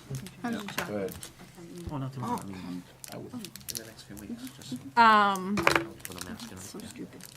It's just. the whole thing. Policy ACE, New Hampshire School Board Association recommended keeping the policy general to reference the safeguards under federal and state law. So that was the change for that one. GCO, Teacher Performance and Evaluation Systems, legislative revisions. Motion. You want to just make a motion to? Is there, I'm going to make a motion to accept all these policies as For a first first read. read, and I did read them in advance. I did too. Okay, I'll second it. I did too. So, now that we've all said we've read them, there'll be a quiz tomorrow. Jen will send that in 7 paragraphs, email. Please do not reply all. Please do not reply all. So, we have a motion on the floor, Mrs. Belcher, and a second to move these 11 policies. And we had more, but I asked the policy committee to squish it down because I was trying to squish this.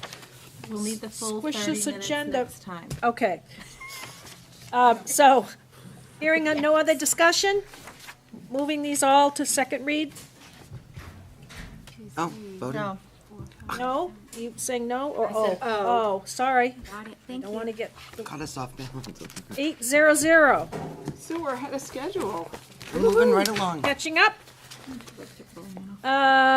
Warrant articles. Okay, so in your packet, there should be a draft of things so far, Yep.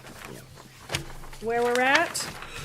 And I was hoping the one about the change the trustee of the trust funds was in there. It is, but the additional language that you had spoken about, Jim O'Shaughnessy has not gotten back to me. Okay, so, Send it to him. yeah, we have some additional language that I Ask if sent it over. applied, if it was necessary and If it we need applied. to put it in Yeah. or not, but Right. there's the article that would change the trustees from one town to the other.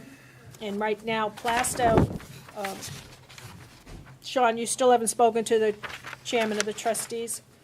No, I have not. I'd like to assign Sean to speak to the chairman and just confirm that it's not all on me, but I did speak to the chair, but I was hoping that Sean would speak to the chair because he understands what's gone on in Danville and I don't. I understand what's going on in Plastow. So, Sean, you think you could reach out to her? I sent you her contact number and just. I do, I have it. Thank you so much. I really would appreciate if you do that. She's been expecting to hear from you, and she contacted me and said, you know, he hasn't contacted me yet. And I said, well, everybody's a little busy. So I'd appreciate that. Jen, some question. Yeah, just quick question. That article about changing the trustee of the trust funds, that's just a simple majority? Yes, Okay. yep. We had that all checked with, Yeah, make that was sure good. legally we could, yep, So we can lose in a town or two and still pass. correct. Okay, yep. It's pretty much someone else's turn to. And this would only No, no, that's require, fine. I was this would just- only require the school district to approve it. There's nothing that has to be on the warrant in Danville to say. I don't believe so. I don't believe so either. I don't either. The It's- only thing it's I the- would do is, I would like to have an opportunity for some of us to go to the Plastow Selectmen and say, thank you for being willing to do this, because they've said it's okay.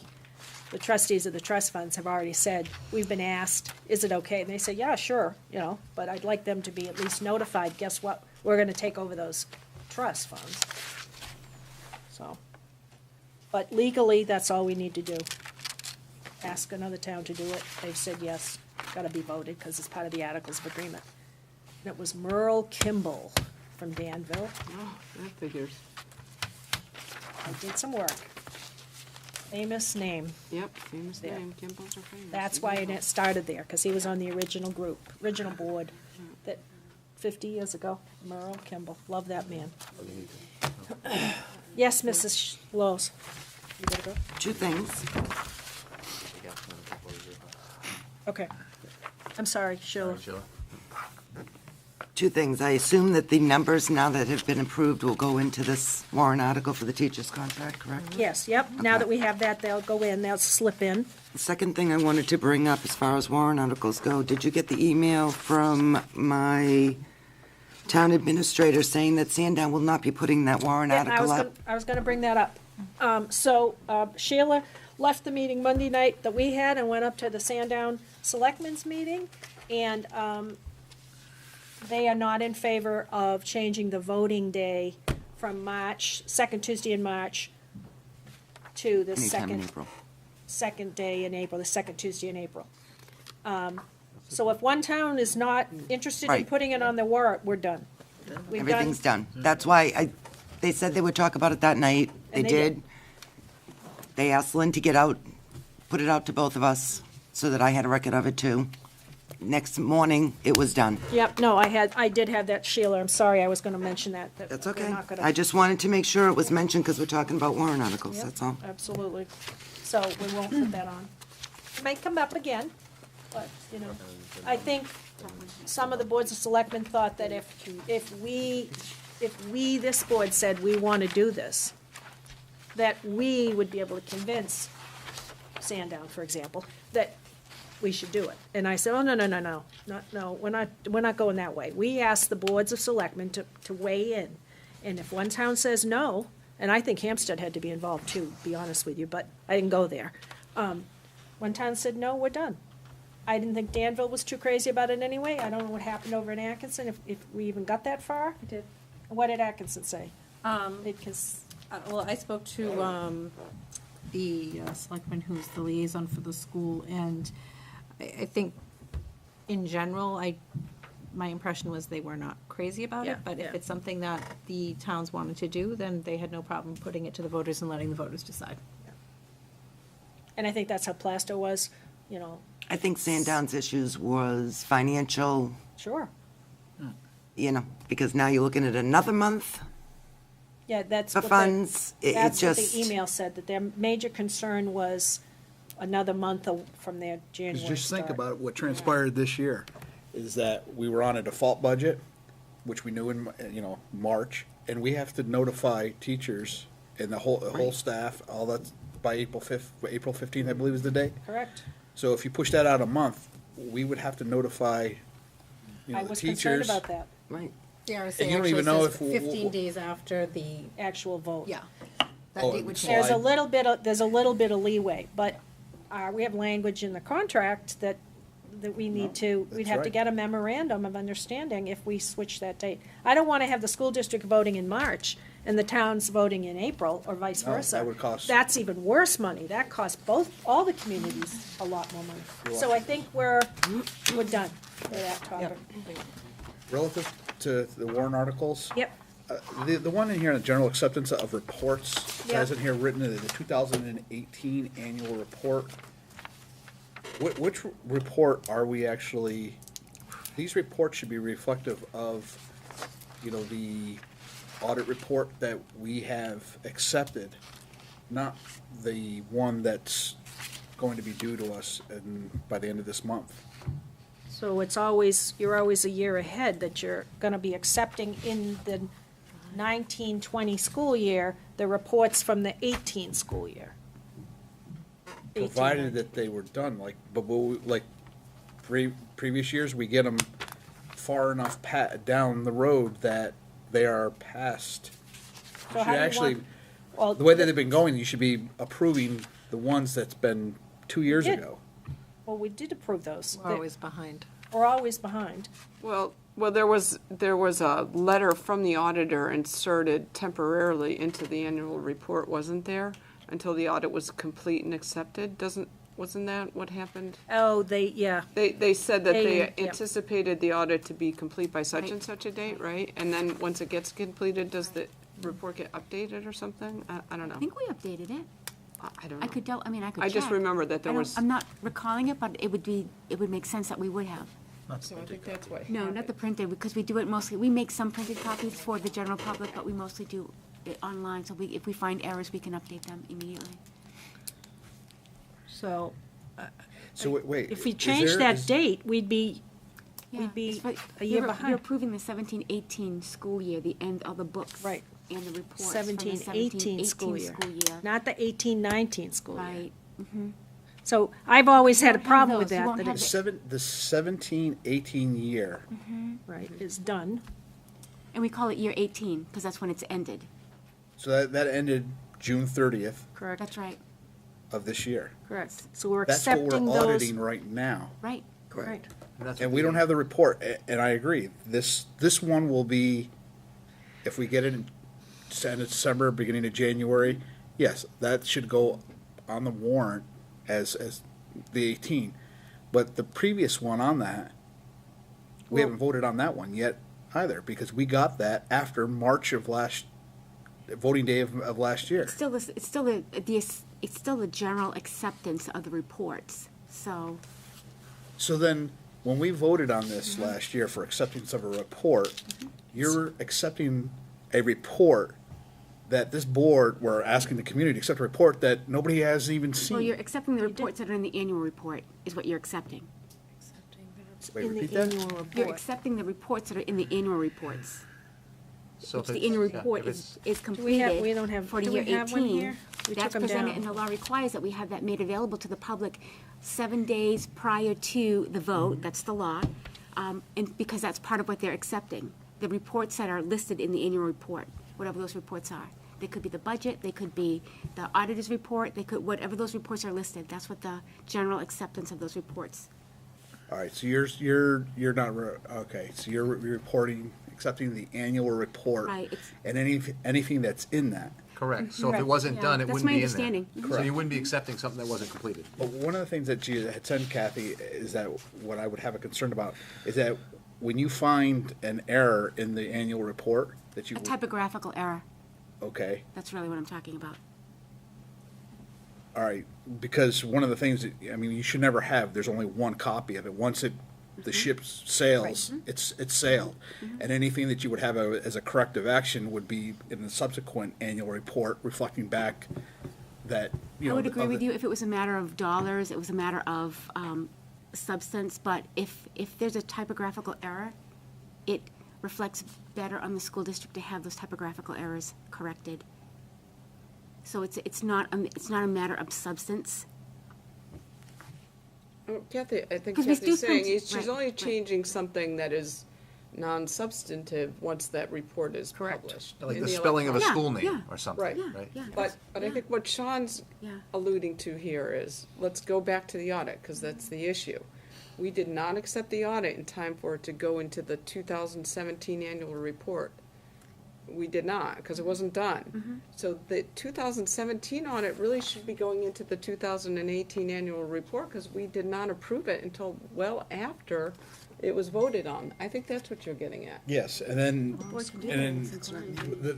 timeframe that we're supposed to get this one would mean that we would actually have two audit reports if we get this in, early January timeframe. It would be part of our annual report for the 19 year. So we would have two of them in there. It has to show up in some, it has to show up somewhere. You gotta show it someplace. Correct. Right. Yeah, I don't think we have any, Ask your kids. I don't know if we, in the annual reports, I don't know if, anytime since I've been here, that the audit was, this is gonna be a unique year if we have that in the beginning of January. Well, it's because that they've always been Right. so long. I mean, and they've been consistently long, so that once you get in Well, that yeah. pipeline, everything is always gonna come in a year. Yeah, Peter Beal wanted that report in the annual report. He We did do wanted it the as an auditor's addendum last report, and year. we did get it in. Yeah. Not this one we're working on. Right, so I apologize for my not remembering a year ago, because I've done so many annual reports, but know. as I think about it, the more that we have this conversation, is that we did put the full auditor's report in. Typically, what we had put in the past would be the letter from the auditor, but this past year, we did an addendum, I think two components of the addendum. Yeah. One was a full auditor's report when it became available, and the other one was it a district report card, or was it something else? There were clearly two addendums, I just don't recall what they were off the top of Well, my head. and can I, remember there was a big push to have the annual report done before, like, right now, like, the end of December for the 17-18 school year. And one of the reasons why we didn't do that was we were trying to wait, because it was a 7-day window, there was more in the annual report, closer to the deliberative session of the. Right, because the deliberative session information, because what goes to ballot, that's what it which was. comes out of deliberative session, goes into the annual report We wouldn't as be able to well. put this in there. 'Cause Right. It wouldn't be done yet. If we were doing the annual report right now for 17-18, this wouldn't be done. Correct. So, I mean, our timing, I think our timing is good as it relates to making sure that we meet all the deadlines and get the information out to the taxpayer. So, but as far as the types of information, the board certainly does have, has the authority to, if you want to insert more information or less information, you can certainly, chime in on that. I'm gonna move this along. We do need to go back to the capital reserve fund article. Usually at this meeting, we make a decision, this is whatever, it's on the back of the second page 2. We decide on what we're gonna put in there. What number, we've been putting 250 in there. 1 year we tried 500, since I've been on this board, we tried 500 and that failed miserably. It was just too high a number. 250 has been successful in passing. Well, I think 250 is a good number, because if you have 500 in there, that means you've got 500 left in your capital, and why did you budget for that much to begin with? You shouldn't be having that much. Left over. No, You're either, left if you over. put it in, you better spend it, I think, Right. but that's So just my. I'd like to keep it at 250. 250. Are we in consensus of 250, or do we need to take a motion? Fine. Kathy, do we need? Take a motion on I'll it. It take is a a warrant motion. article. Somebody, Motion, Kim makes a 250. motion to put 250, anybody second? I'll Sheila second seconds, all in favor? 250 it is, 800. 250,000, up to, yes. Anything else we need to do on this? I have one quick question on the Performing Arts Center. Yes. Uh, No number On yet.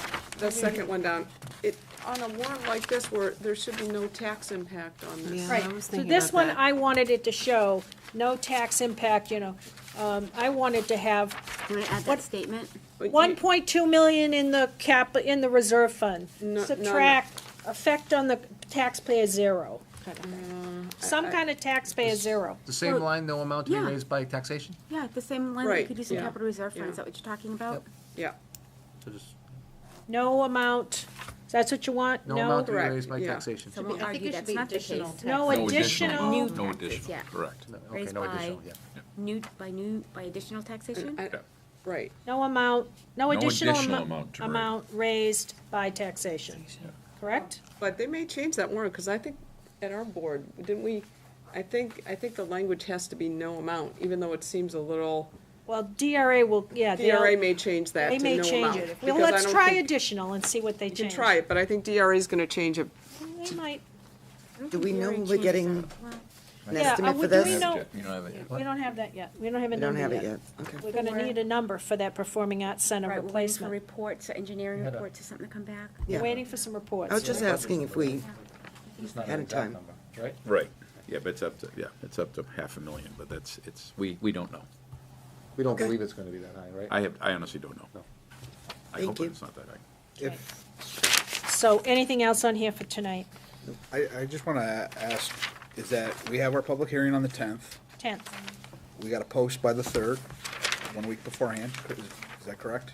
I think I think we have to post our warrant. Oh, no, that's our warrant. I think it's the 7 days, yeah. So that's going to be the Actually, 3rd. I brought it So in. the question is that The 2nd. when are we going to meet to come up with what the dollar amount's going to be in there? On the warrant? oh yeah, because we have to have, our next meeting is the 3rd. Well, you don't have to finalize your Third. warrant until January 30th, January 28th. That's what I Is just when said. you have to finalize your warrant. Well, we're gonna meet on What the do we get? We 3rd. have to post on the 3rd of January. We have to post the operating budget and the warrant articles for the public hearing. Did you say the public hearing was January 10th? Yeah. Yes. Can we just get that on the? Is it missing on your thing? It's on the, it's on our It's there. agenda. No, but for the public on the On the- calendar. On the Unless I'm school just- calendar, you mean? Unless I'm not subscribed to it, but. So if we have to post on January 3rd at midnight, won't we be here on January 3rd? Hopefully not till midnight, but, It's the Google Calendar, right? You talking Unless we about? have a snowstorm. so we need that number, I agree with you. Well, we need, basically, everything's got to be finalized. I mean. We need by the time- numbers. We know what the contract is. We were waiting on that PAC thing. Well, you know what you can do is you can certainly put in up to the 500,000, and then you can modify it. Yeah. The public hearing is just to present it, Right. and you still have time to finalize your warrant. No, that's a good point. So Could put that in. do that for the I purposes. think we should put up to 500,000 in tonight, just in case we don't have a meeting on the 3rd. Okay, something happens. Good idea. All right, Snow or so, whatever, right? so am I hearing that by six, we're on whatever article is below the capital reserve fund, Performing Arts Center outer wall. Up to. We're up to this, because that's not on there, up to the sum of, to remove or replace portions, blah, blah, blah, blah, blah, blah. To withdraw up to the sum of 500, put it Yeah. 2 times 500,000? Yeah. Does it'll that be make both in sense? there. Mhm, yeah. Is up to better than not to exceed? Not to exceed. Not to exceed's better line, I think. Yeah, I would I was gonna agree. say not more than, but that sounds better not to Not exceed, yeah. to I exceed. don't think you can raise an appropriate not to exceed. I think you have to have a number. I don't think the language, I mean. Well, no, not It'd be on the up official to, one, yeah, right. but for the public hearing, not so much. I guess you can explain that at public hearing as well, and we can. We'll have a number, we're gonna have a number Yeah. on the 3rd. We better. Replace up to 500K. We're just hoping we have a meeting on the 3rd. If there's a I've always known snowstorm that. or, that's. No, that's what fine, I'm we'll put worried the number about. in, and then, like, on the floor, we can say, so we've got some, Right. by the 10th, we'll know. How about this, can you take a motion for us to insert a number not to exceed 500? Yeah. In the event that we didn't have a meeting, we had to post this? Why don't we just put 500? Why don't we And then just can put, reduce it. but I I'd rather think, put a high number and reduce it than No, he's imaginary saying, number. He's saying, no, he's saying if we let them put the number in once they have it, as long as it's not more than over 500. 500,000. So even if we I don't see meet, what you're I don't saying, think they can put the correct number in. I don't like that. I don't like Doesn't that. I matter. think You we just could- put you could just 500 and put- if the public, we just reduce Right. it. Okay. if we And know. what's the, we agreeing on that? Yep. That Get a makes motion, some sense. please? A motion, It's a warrant please. article. Kim? To Place up to 500,000 into the performing Right. arts warrant article. That's really all I place up need to is- 500,000 as the holding figure for the I heard public. it, I heard this Purposes of differently. discussion. I heard it differently, that you just wanna put 500 in and then Right. reduce it. Yes. To not put the language about not to exceed or up to, just. No. Two. My guess is that Kathy has Yeah. written, or DRA has written the warrant the way it should be. There's a difference between I writing just need a warrants number. to putting 500. Yeah. for a capital, pulling out of a capital Yeah, reserve yeah. versus raising and appropriating. I think the language is It is the way raise and appropriate, even though it is coming from a capital reserve fund. You still have to say Right, that. but Okay. that's not what the question is. Oh. It's the second one that think it's people are wanting to appropriate change raise. to withdraw up to, and I think that has to be, It should be the same number. We Same should language. just be, I think the motion should just be to put 500,000 into those Yeah. two blanks yeah, I right don't, now. I as a don't think we want to placeholder. change the language of the warrant. Okay. I think that's the correct Yeah. language for the warrant. Right. I Gotcha. think, I think you can confirm I this, understand Kathy, what you but I mean. think, Thank you. I think you eliminate the word raise. No, we don't. No, you have to have raise and appropriate, Yep, no. we don't. You have Now, to. we It argued must that. be new, because I'd like, I'll look at the It might be Atkinson new, one. but I can tell you, because we. Well, We do it every 5 years in Atkinson, when I get our we'll ask. fire department. We'll ask. They made us put. It's there, you're, I don't know what you're raising DRA for, will it's tell you. there. I know, but that's the Their language, Take it out. that's the This is their language. language, yeah. You have Well, they to. must have changed it. It Brian, you used want to to be make just another bet appropriate. with me? No bets, we're not betting. We could use a I'm just second telling you. on that. Yes, It's we'd always like appro- a, it was stop, always everybody, we'd appropriate. like a second, come on, we're doing so Second. good. Second. Okay, Jen seconds, Kim made the motion. Got it. Are we clear on this? Yeah. We have some room to maneuver, but in case we had some trouble and we couldn't get a meeting in. So we get like- Here we go, all in favor? 8-0-0. Anything else on this warrant? No, we just need confirmation when you're ready about we're inserting Plasto into the change of trustees line. So Sean will get confirmation, giving him an assignment, and he's got And the board's okay with inserting smile about Plasto? that. Once Are Ken we confirms fine it? about Sean doing that? Because he took that on. I'm fine with it. What do you think? You got something, Kristen? Yeah, why don't we just put plaster on it for now, and again, we can change that. Right. I mean, because if we don't meet, Yeah, we want to Wanna have finalize that the in. warrant right, tonight. so. Yep. Can I have Make a I'll motion motion. by Kim, Oh, second. no, motion by Kristen, and second by, let's see, who will I pick on? Sean, to put Plastow in there. Well, I think I'd pick a Plasto rep to second it, you know. I'll second. I'll second. I haven't seconded many things tonight. I'm pretty quiet, so I'll second that. All right, Sarah will second that. I'll second. Fine. Anything else on this warrant?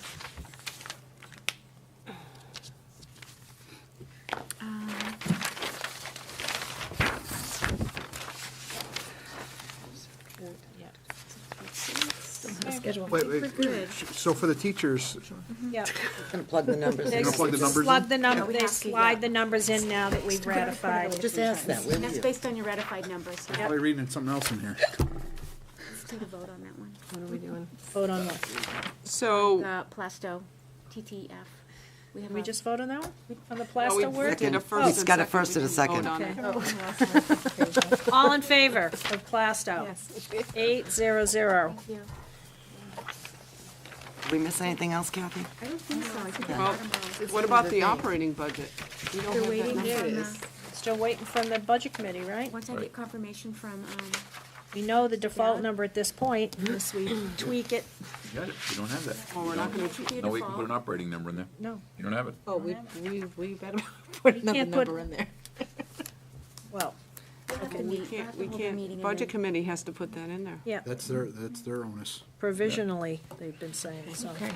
But we've done all we can. Yep. We're final. I just want to, It should be finalized as long as budget committee's number Correct. is in there. We've done, if, that's one of the reasons why I wanted to have an official number from here, because if for some reason the budget committee does not meet, or they have not officially adopted a number, then when it comes time to posting, since they cannot move this, meaning the budget committee can't move forward their number because they don't have one, and I'm just making this as my example, is that what would revert would be the school board's recommended operating budget in place of that. Because that has actually happened in my town, is that they didn't, the budget committee didn't sign their documents. It comes the last day, you have to post it legally. We didn't have the signatures on it that's needed, and we actually put the selectmen's budget that was recommended out on there. Well, they've got until January 2nd. Okay. So Brian's on it. No, All right. actually, they don't. Because the finalization is January 8th. So I stand corrected. So citizens petitions for bond are by the 4th. All other citizens petitions are by January 8th. And then the deadline for finalizing the CBA, which you guys did tonight, is January 8th. So. And it doesn't, there isn't a deadline depicted for the budget, so I would assume that. We just have to post a notice. When we post a notice for the public hearing, we're not posting the budget, we're just posting the notice for the public hearing, which is different than the default, different than the deliberative session. With the deliberative session, we have to post the warrant and the budget. That's why that has to be done at a certain time. So public hearing is just the notice only, and then it's presented at public hearing. At that time, the budget is presented, the default budget is presented, and any money articles you have to present to the public. So they technically have up until, they could present the budget Yeah. at the public hearing. They can, Yeah, I think so. not They could do it- they normally could do it- done, but. Well, You could, yeah. it wouldn't be feasible as far as logistically wise to get our things printed out with it, but yeah, I think so. I don't believe that there is something that prevents them. So they do have time. All right. You're right, the onus is on the budget committee. Okay, I'm gonna move on then. Before we go to administrator's report, I'm just gonna pass this around so I don't forget to do it. Let you guys look this over. This is, from our partner up the street, the Plasto Y. Probably some of you have seen it on Facebook. They're having an education celebration. It's happening in February. It's recognizing educators in their district, which is all 4 of our towns, and Southampton, Newton, Kingston, Hampstead, and it's asking us to perhaps want to go and be part of that evening where they recognize inspirational teachers. There's no winner. It's a whole bunch of people that will be recognized, and I think it'll be a really nice evening. Obviously, it's for education scholarships through the Y to get, the connection of the Y and education, and that's their national incentive this year, is to recognize educators. So I want to pass that around, and you can do the website if you think of a teacher or a teacher your kid has had that you'd like to have recognized, send it along. I think it's a nice evening. I think it'll be a nice positive expression, and I'd love to have Timberlane have a lot of people there to be recognized. It'd be really nice, because we've got some great teachers here. So that's my spiel for the night. So moving on to administrators report. Excellent. All right, well, thank you. First, I'm gonna, if I could, if you allow me, I have 5 trips, so I'd like to just go through the 5 trips, and then each one of them have special requests within them, not for money, but for time off. And then if you could approve them, I'll ask you to approve them all, or do you want to do them one at a time? Time off. All. Okay. First, we have Leaders in Preventions, Kelly Bennett from the middle school. That's at the Barbara C. Harris facility in Greenfield, New Hampshire. That's scheduled for Friday, February 15th through Sunday, February 17th. We need 1 day excused absence from school needed. It's a team of 8 students and 2 advisors, and they budgeted for this, and there was a cost of $2,200, but it is covered by the budget. Second one, Harvard Model Congress, that's in Boston. It's an annual trip that's scheduled for February 21st through the 24th. There are 11 students participating. The total cost is a little over almost $3,800. The students would need to be excused from classes on February 21st and February 22nd. Youth in Government, that's in Concord, New Hampshire. That's an annual trip scheduled for March 16th and April 5th and 6th. We have 17 students participating in this program. Total cost is $3,400. Students would need to be excused from classes on April 5th. We have the LEAD Conference. That's in Washington, D.C. This is also an annual trip. That's scheduled for January 30th through February the 3rd. We have 3 students participating. That's a cost of $650 per student. Students would need to be excused from classes on January 31st and February 1st. And finally, we have the Hartford, Connecticut trip. Those are the Chambers Singers Audition Workshop, where students will get feedback on their performances, scheduled for Tuesday afternoon on March 26th. We have 19 students that will miss 2 classes on that day. The Timberlane Regional School District music budget will cover the cost, $150, and the bus, and that is supported by the music department. So quite a bit of leadership and activities for some of our students, and we're asking you to support and excuse them from classes on those particular days that were mentioned. So we have to waive and allow them to miss those days. Some of these are trips that have been going on forever. The leadership one, we've done numbers of years. The Harvard trip, you're recognizing the same things from a couple years back. Harvard, Concord, Washington, D.C. So I'm not sure why we have to approve these every year, but we have to approve them, not approve the trip, but approve the days off that they're taking. I'll make a motion to approve the recommended list by the superintendent. I have a second. Second. Discussion. Yes, Sheila. Why were you telling us the prices of the trips? We just include that so that people know what the costs are associated with that. I was just wondering why we needed, do you know what I'm saying? Yeah, it was just facts that were in my report, but Yep. Okay, It's just no. factual information. but they're not asking for any money. Not asking for any money, but I think it's Cut good off some of the to questions you might let have. our public know that, Well, these. I can speak to that a little bit. What we did in the past, before we did it this way, they would come and it'd be an agenda item, and they would Right. make this PowerPoint presentation, and that would be some of how many kids are the chaperones, how many chaperones, who's paying for it. So I think that we tried to kind of make this an abridged version Okay. and get it to you quick. That's why. Yeah, I like the abridged version. Much appreciated. But we certainly support, and these are great trips, great opportunities Yeah. for our I kids. was just Everybody here wondering why that was added in. feels strongly about that, and all those musicians gonna go and sing, and probably one down here on the left side's probably gonna go as well, so. All those in favor of waiving the attendance issues? Looks like 8-0-0. Great. On behalf of all the students and staff involved, thank you very much.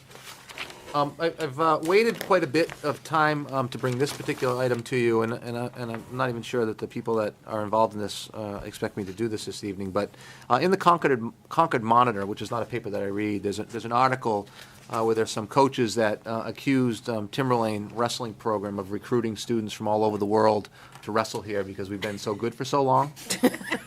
Okay, so they put together this PowerPoint presentation, and for me, there was a lot of FERPA violations in here. There were addresses and things that they sent this all over the world. Eventually hit my desk. What do you do with it, right? Well, I called the NHAA initially, and we're a self-governing operation here in New Hampshire, so it's self-reporting. So the principal and the athletic director would normally handle something like this, but this felt a little. I needed it out of the building. So we took it on. Dr. Wilson and Nancy Louisel took it on, and we did an investigation on all of the claims that this student came from here, and to establish residency. This went back almost 20 years, long before I was here. Oh, my gosh. So we made phone calls to parents, and then we submitted a report to the NHAA. These are all the students. This is how they established residency. I mean, there were some students that moved here and lived here since 5th grade, and they were saying by the time they were in 9th and 10th grade that they didn't really live here. I mean, it's as crazy as it sounds. Bogus claims. These were students that were our students. They were all found to be eligible, and they all wrestled here. We've had students that have moved here and that were excellent at something, and we didn't let them play because they didn't really establish residency. I mean, they do a really good job in that regard in terms of checking residency, and they have to go through Kathy Belcher as well. So, we got that report to the NHAA, and they found that all the claims were bogus claims, just like we did. I took some issue with the fact that some of that PowerPoint was was personal information, student record information that, this investigation that was done. And so they were cleared, and that's, but it's one of those things where it's out there now in the paper, and so, you know, and the article does an okay job. But, you know, those, you know, once somebody makes an accusation like that and it's out there, everybody thinks, oh, well, they're so good. Well, of course they're getting kids from everywhere. Do families move to particular districts because they're really, I'll tell you what, do you think some people might move here because of our music program? Yes, they do. Do you think some people might move here because of the special needs services that our kids are given by this school district? Absolutely. I would encourage it. You know, we do a lot of things really well here, and so parents do. But this was just another piece, you know. I feel awful for our wrestling program. I mean, they deserve better. You know, these kids, they do a great job. They represent our school in such a classy way with sportsmanship, working with special needs students at times and different things that they do. They do so much. And so it really was something that we didn't appreciate, but we took the time to do an internal investigation and were able to clear the wrestling program, and they're rocking on and doing a great job. And our kids are walking around with their heads held high, and our coaches should as well. So they do a great job. I wanted you to be aware of that because that will be out there. Just so I understand, so this Concord Monitor had done an article about this, which then fostered this investigation on our side? I'm sorry, I must have said it back. There was a PowerPoint presentation that was put together from some competing coaches that were struggling, beating Timberlane, you know, competing, you know. So they put together this huge PowerPoint presentation citing all these different students and where they thought they lived. They didn't think they lived here. They thought there were kids that lived in Maine that were wrestling for us. Okay, in but Vermont. where did the Concord Monitor come in? They picked up on that and then ran a story on that? They picked up on the story because it was leaked out and sent to them.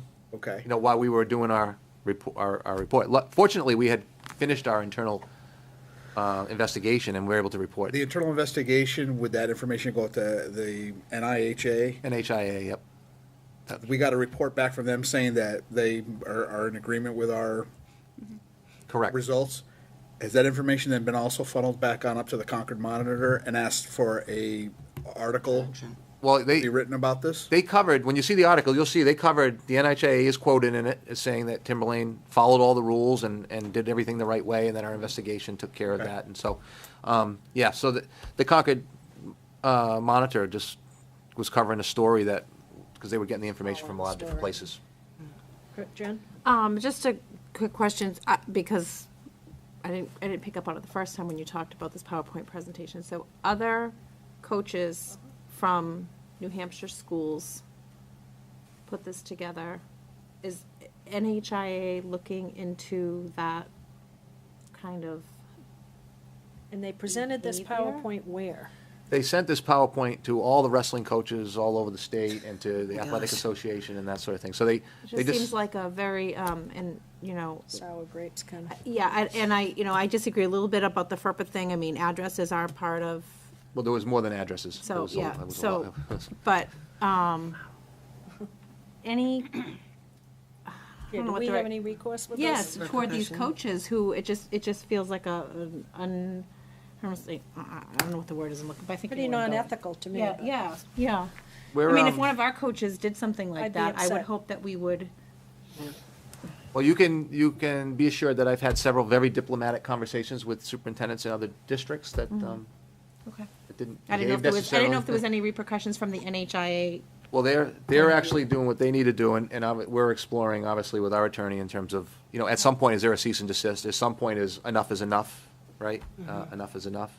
You know, we looked into it. We did our due diligence. You know, I said, hey, I'll look into it. These are kids that were here long before I was ever here. I didn't, you know, I'm looking at the names. I remember them. I could see their names on the wall. They were really good at what they did, you know, in terms of the Hall of Fame and those sorts of things. But so we're in a better place. We investigated. The NHA supported us, so that was great. And you know, like I said, our wrestling program deserves much better than that. And so Well, thanks for that interesting information. I thought that was important that you have that. The New Hampshire School Board Association has some proposed resolutions. This is FYI only. Those resolutions, as supported by the NHSBA, those are in your board packets. They'll be discussed and voted on at the January Delegate Assembly. Isn't that Jen's? Well, yeah, I wanted to speak to that. I know I had volunteered to do that particular weekend. I have an event with my daughter. I won't probably know exactly what day I will be unavailable until a couple weeks before. Okay. So I don't know that it will be last minute if I can or cannot attend. So I don't know if there was somebody else who could be Somebody a who backup. wanted to go as a backup? If Jen, because you had mentioned that before, Jen, you were concerned that you Yeah. might have something and. Anybody want to volunteer? Nothing like going to Concord in January. Unfortunately, I'm not usually available on Saturdays. So you can So- see the different schools that have submitted resolutions and, If I'm available, I mean, I'll go, but. yeah. You good? Yeah, well, good. I have a tuition waiver request. I have a second grader that's moving from a school district into temporary housing, and the parents are requesting permission for the student to finish out the school year at Timberlane. They would have to move twice, and there would be 2 transitions for this second grader, correct? And so I'd like for them to be able to stay until they establish their permanent housing eventually. Motion to allow student to stay remainder of the Motion year. by Jen, second by Sheila. No discussion. All in favor? Excellent. Family will be very 800. appreciative, and we'll be able to share that information tomorrow with them, and that will provide them a great sense of security, and we appreciate that. A donation from Unitel Electric for $395. They donated $395 towards Mealy's Meals, so I accepted that on our behalf because it was less than $500. Thank you, I wanted to Unitil. let you know. And finally, you'd asked a couple, well, no, there's 2 things. First of all, with staffing recommendations, that's also in your packet. There's a cover letter from Christie Michaud, right? So that's the staffing in Yep. October 1 report Yep. there. You'll see that. That went to the Budget Committee on the 13th or the 17th, one of the last 2. Brian, do you remember? I think it's the 17th. One of the 2 last Budget Committee meetings, that recommendation from the October 1 enrollment. So it's level staffed, Yeah. really. It doesn't. So there's no change here. That was my question I was gonna ask is, like, what we have today and what we will need next year, there's no change. That's what that chart indicates. Okay. Correct. That's not including these open positions that you have now. That is including the open positions. That is including the open positions. They're not cut. No, Not the 14. Those positions that are currently posted that are not filled, that's in that 390 number, correct? Yeah. Yeah. Not the The 14. new ones included, the ones that are December 13th. The ones that are posted. Everyone not that's filled. up there right now. Correct. There's Thank you. nothing in addition to that.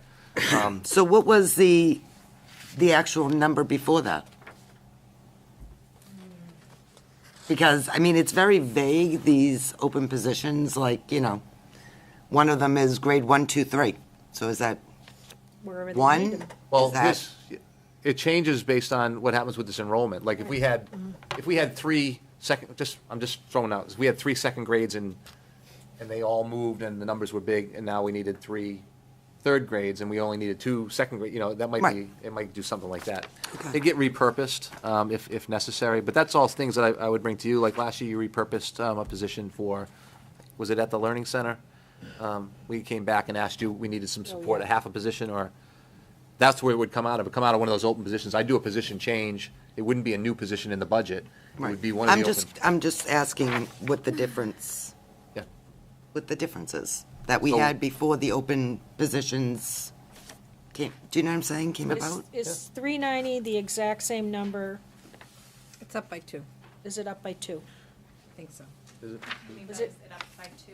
was it 289 before and now, 388. 389, 88, and now it's up to 390?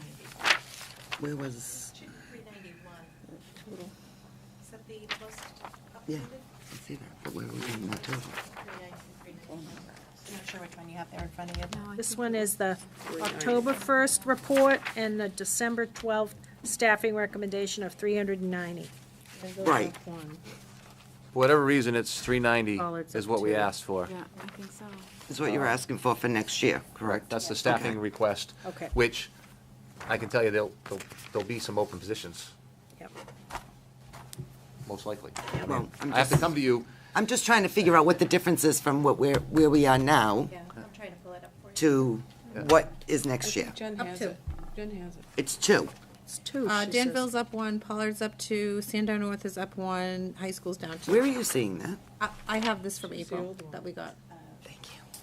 See, I don't have that. So like for April. Christie's thing, Christie has 391, it's 39, there's a little bit of a Okay, range there, they're not all It's filled. close enough, it's a couple. I don't have that. That's Well, why I'm asking. April. And then it's how a position's coded, right? Exactly. You know, is it, A little bit is more it, complicated, right? it gets a little complicated, but it's, Just looking for an idea. okay. And the last thing, and I think Jen brought this up, so we, in your packets, you have the procedure, the volunteer procedure. Yep. You know, you approve policies, we do the procedures to support those policies to execute.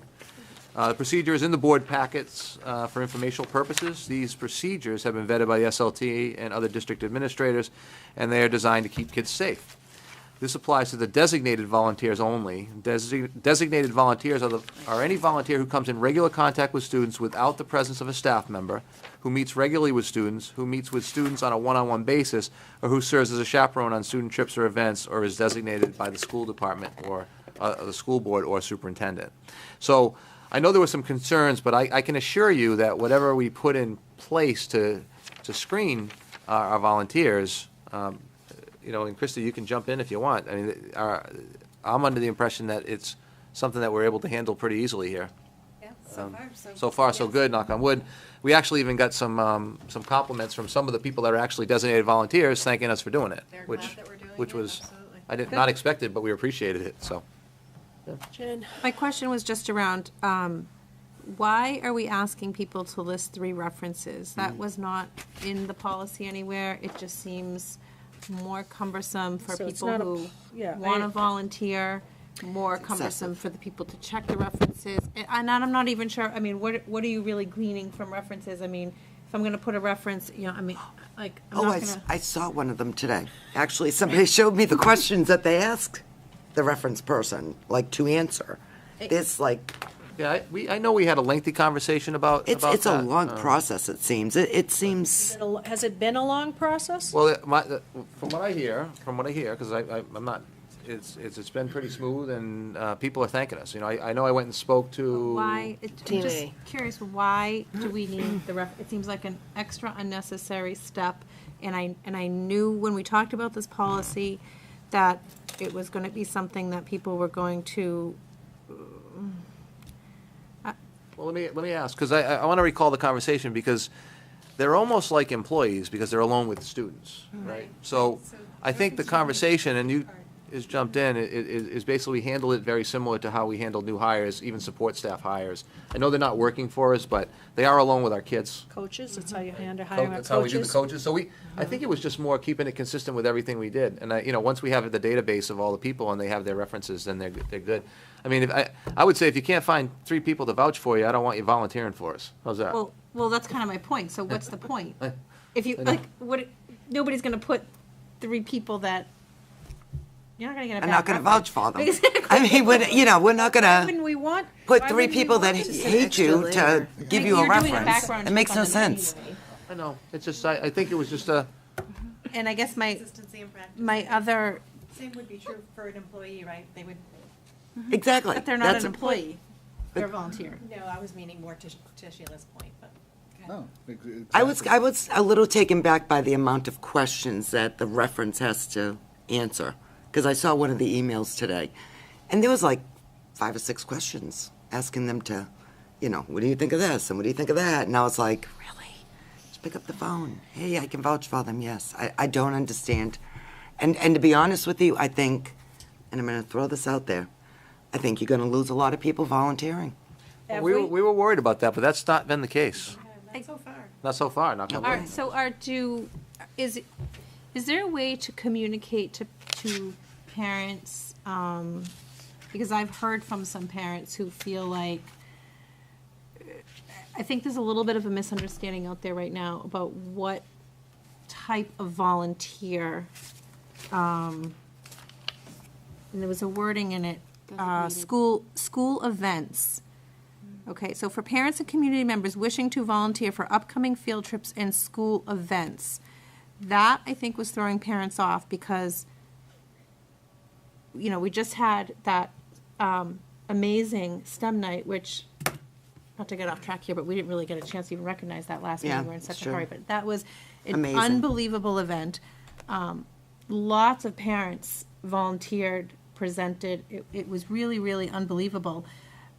In my mind, that's not the type of event where you would be background checked and all of that. That's an event that parents are bringing their children for. The parents are responsible for their alone kids. with kids. Yeah, so I want you to see, it's the word or, it's not and, right? Or. So, You I know, mean, so we were leaving this up to principals, so principals will decide. I mean, and Sarah can speak. I mean, the Yeah. TMA wanted to talk to me, I went and I talked to Yeah. them, and Yeah, because we have trips that we go on, and I coordinate the chaperones for the football games, and they're both home and away, and so we had concerns about implementation and the impact of this, and you came and spoke, and actually, we have this trip coming up in the spring, and we've actually had parents very eager to find out if they've been selected to be a chaperone, so they can get on this process, so, yeah. Have you seen, to Sheila's point, so have you got less people interested? No, we've actually had a number of parents looking, we're hoping to make that decision, and, because we had to get our final numbers for the trip, so we had to figure out how many, parents we're gonna need, and then go through and invite our volunteers, and we've actually had more people, like, wanting to get started on this, so that they are ready to go if they're selected for the April trip. So parents who want to come in and bring cookies to a class Halloween party.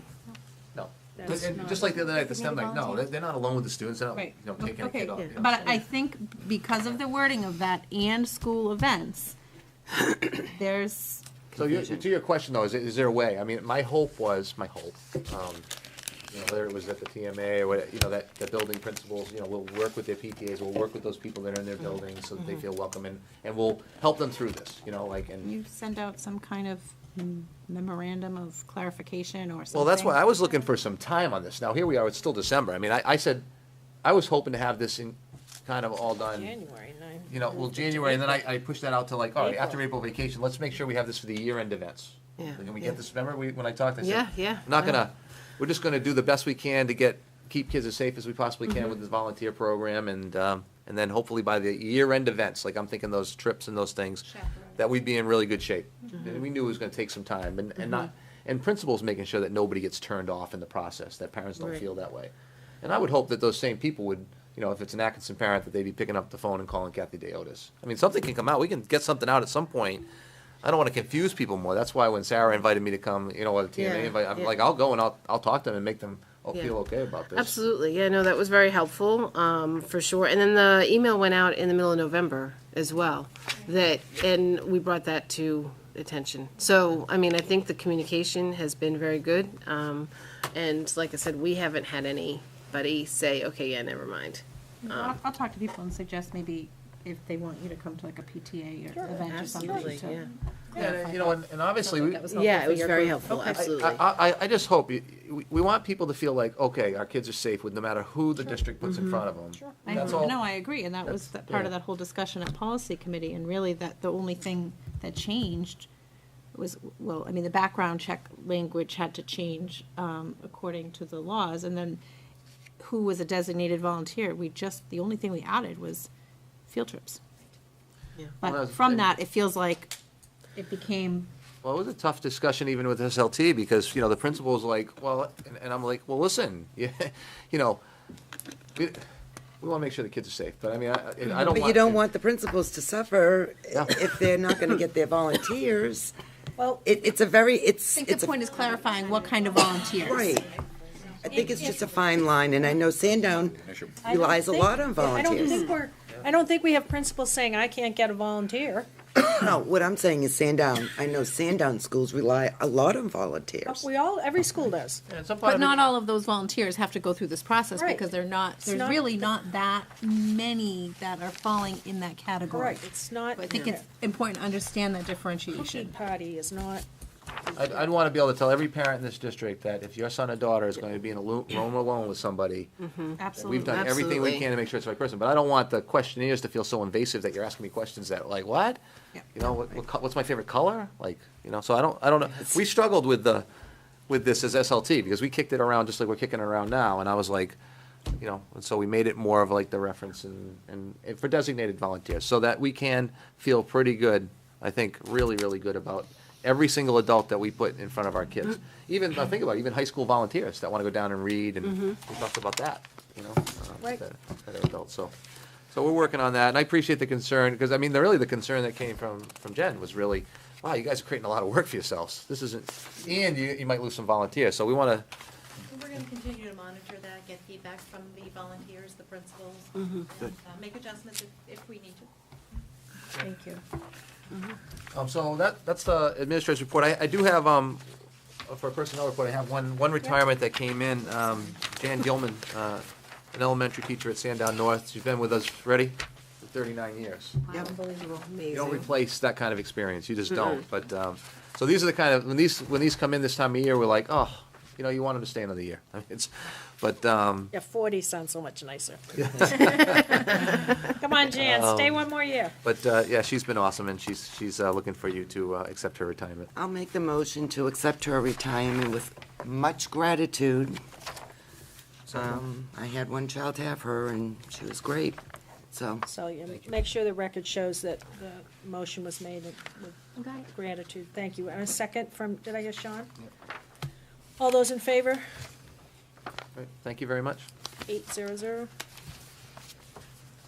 Okay, in your folder should be a report about the sewer odor. If you haven't already looked at that, you want to do that.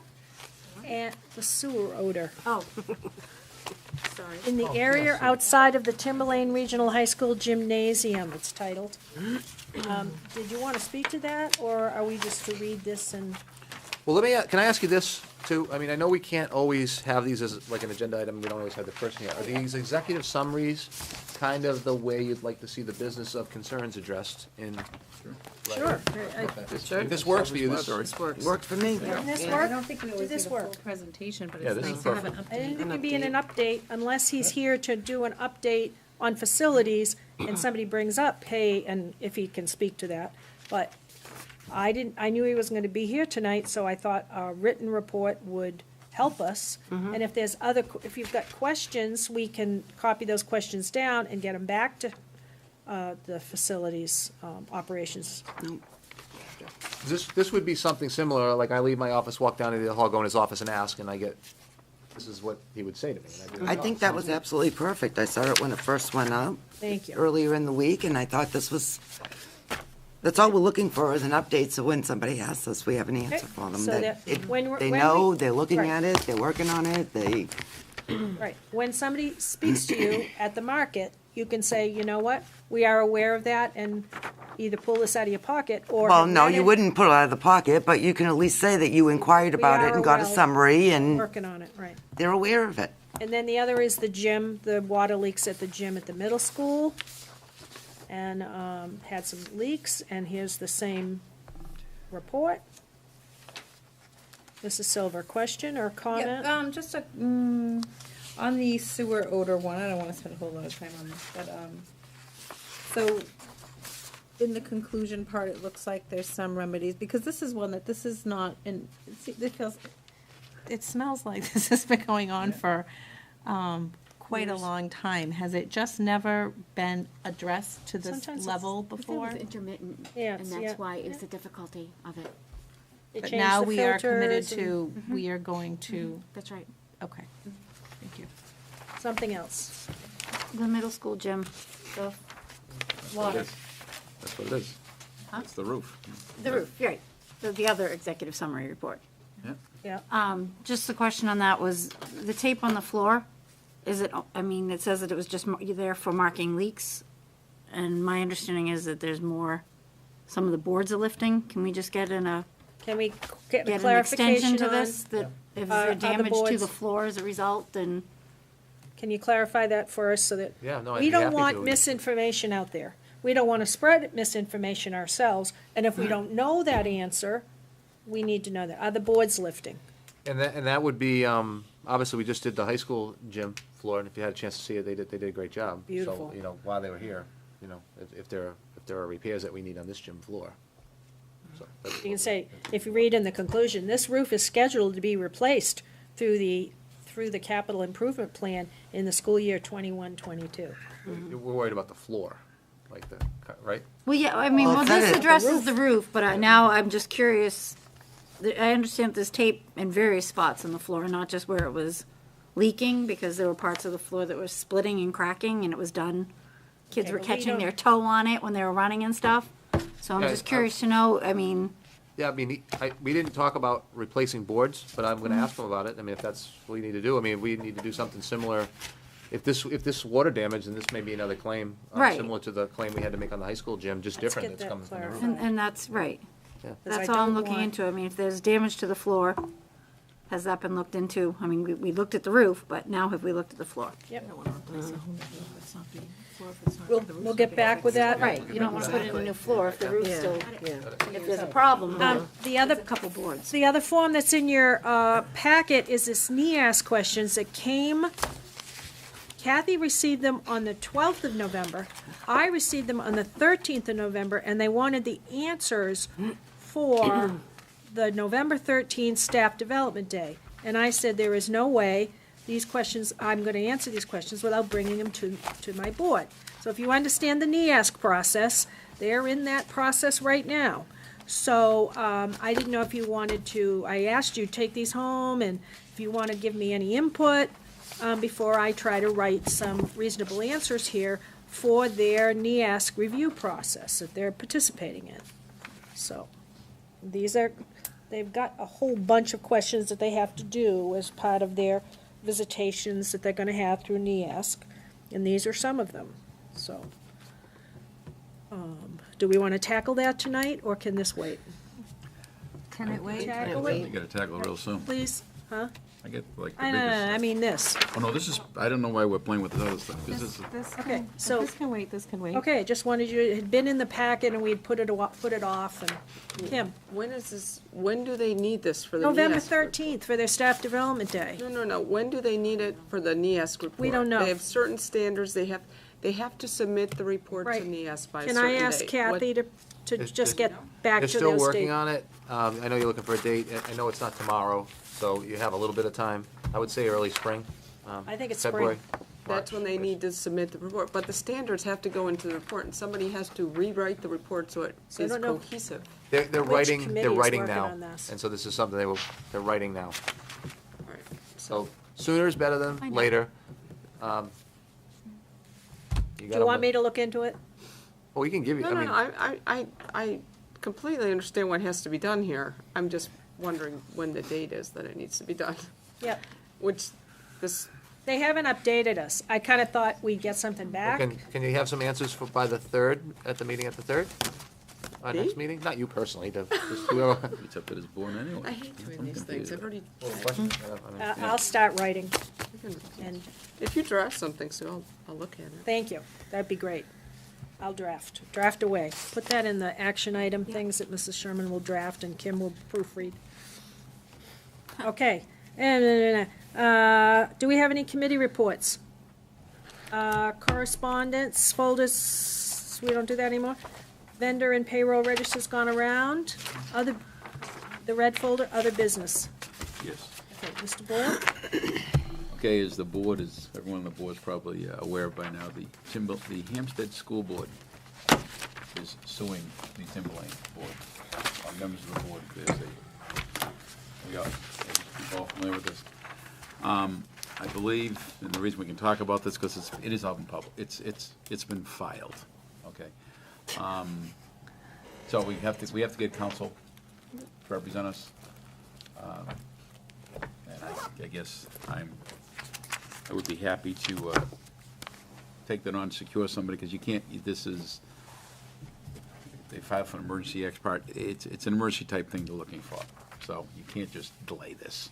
You have to act very quickly on this kind of stuff. And of course, now you have Christmas and New Year's, and it is what it is. I'll make a motion to seek, to authorize Brian to seek legal counsel on this matter. Well, I'd like you to amend the motion to seek and file whatever is necessary. Correct. Oh, yes.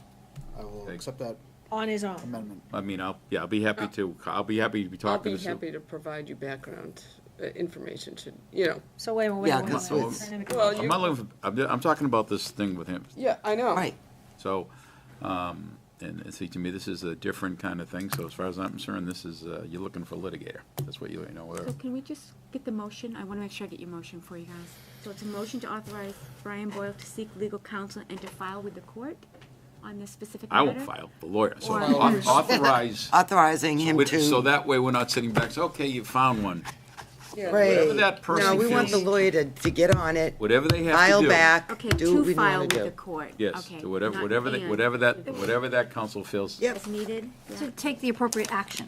Yes. Thank you, take the appropriate action. Is there a second for that motion? I have the second. I'd like to make an amendment that Mr. Boyle correspond with the chair. I'll be happy to. I'll even bring you with us. If you want.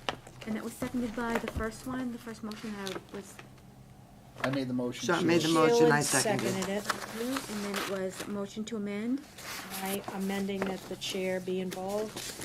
the chair be Is there a included. second? I'll second that. I'll second that. No So problem. we'll act on the amendment first to involve the chair. All those in favor? 800. And then now your newly Now we have an motion. amended motion. All those in favor? 800. Okay, great, thank you. Any other business? Can I ask a question on this matter? Who is representing the SAU in this matter, do we know? The SAU's not. Named. Oh, Hampstead called out the SAU in their. They called out the SAU board. That's probably what's gonna happen. See The you lawyer's gonna too. probably dismiss half of it, because it's They called really. out the It's not SAU making board, so assumptions the here. SAU also needs to be The SAU's been represented. sued, Right. so. Is the 'cause SAU that's- not represented? We're not named in the suit. Yes, well, the SAU board is, so the SAU board is correct. The SAU board Timberlane is members named. of the SAU board are, Timberlane. right? Can't do Is that. The Oh, you SAU can't chair. have the Timberlane members, You you can't have do to, that. you have to name the board, the Right. SAU So board again- is mentioned. I Let's guess see what that's the lawyers not say. our problem, So that's, just, yep. Let's see what they says. well, that's let- fine. I'm Let out. Brian and I I just see wanted what to we know can if do. the SAU board had representation. Clearly, they You know. don't. Hampstead has coverage, we saw that, and now we I saw that, I need, we just- need coverage. But the SAU board also needs coverage. Let's see what they Okay. say, That's not, Oh. that's it, you know. we have no control over that. Sheila, Off subject. another subject? Yep. New subject? New subject. Subject. We received an email earlier this week. I believe you probably know which email I'm talking about. And I'm hoping. It was a lengthy think that's email probably with a a It was a video. lengthy email with the video. It's a non-public. Yeah, we I can need update you on that. If you want You to go. can't in- update us on that. Oh, I If we can, go into yeah. non-public, we can talk about I'll be that. happy to. Okay. It's good. Okay. I do have something. Something else before we go into non-public? Correct. I was wondering why we don't have our SAU, our last meeting up on Vimeo. Which meeting? The last one, not the one that we had, that was held last night. Last The one prior night's? to that. With all the other, Was it recorded? yes, it was recorded. How do you know that? Dean was there. 'Cause Dean I was there assume he recording there it. working there. Matter of fact, Dean just came back from vacation that night. Whoa, let's not talk about employees. No, but. Well, he was there. No, I mean, it's. Remember he was there. So we know it was recorded? It was recorded, to the best of my knowledge, it was Okay. not To the best of our knowledge, it was recorded. correct. So what- Have I heard any statements that did otherwise? I don't know why it hasn't been posted. Well, Sue, could you check, because it Sure, could be, what are you it is directing me going to to be do? pertinent Check. to this filing in the court. On the video or the filming of the meeting of, what date was that? November? I'm actually want to make this in No. a motion. I want to direct the superintendent to have the SAU November 14th video posted to Vimeo. Can't direct SAU business from the Timberlane's board. It's a recording that was done by a Timberlane employee. It's SAU business, Sean. SAU business. No, it's not, Earl. It's Yes, our it is. equipment. I already let's- talked with legal. It's SAU Why don't- business, why but don't nice we try. Why don't you go back to ask me to check it out, and I I can. also Why have the a right nice to try? know Why? in there for 3 days. And Honestly. and requesting this, so it's like, why isn't Right. it posted? All of them are always posted. It is actually refers to in our minutes, I mean, we do it in ours, that the video is part of our minutes. Why are we purposely not putting this up there? Okay. So what do you want me to do? You want me to check Do you it have out? a- do you have You a right asking to- me? I And he has a have right put to in a know. right to know because Well, it's going to be important It's already here. done, so. It's, If it's I'm already sure a it'll be right to processed like know- any other right to know. It's in the queue. It'll be You want me processed to- like any other right to know. Another SAU function. So I'd be happy as a courtesy to check it out, but I'm thinking maybe the motion might be to request our chair, to ask the SAU chair to get it posted. It is ridiculous. I mean, it is ridiculous, but we need to get this, we need that video I posted. agree. This is just, okay, we were doing so good here. I know. Well- It's late. So, is that your So motion? was that your motion, Cam? I'm going to make a motion I got it while you were writing that one. that- Yeah. to, To request the chair, ask the SAU chair to get the Vimeo posted, which is going to be, I'll put the November 14th SAU board meeting. That's the one you're Insert looking that. for, the 14th. correct. Yes. And Matt I- understand? Release it? What we're asking is that the SAU chair to authorize this video to be posted on Vimeo, which is on the Timberlanes Network. Vimeo, which was the whole precipice why the That's why I SAU don't never want it- wanted to have it I videotaped never on the wanted Hampstead videotaped side. in anyway. Pardon? I don't think we should be taping those anyway, because You don't Hampstead think we should can't be use taping them. SAU meetings? They can use them. They use them all the time. They can't see it live. You wanted it live streamed and can't do And that. it's live not live streamed. streamed.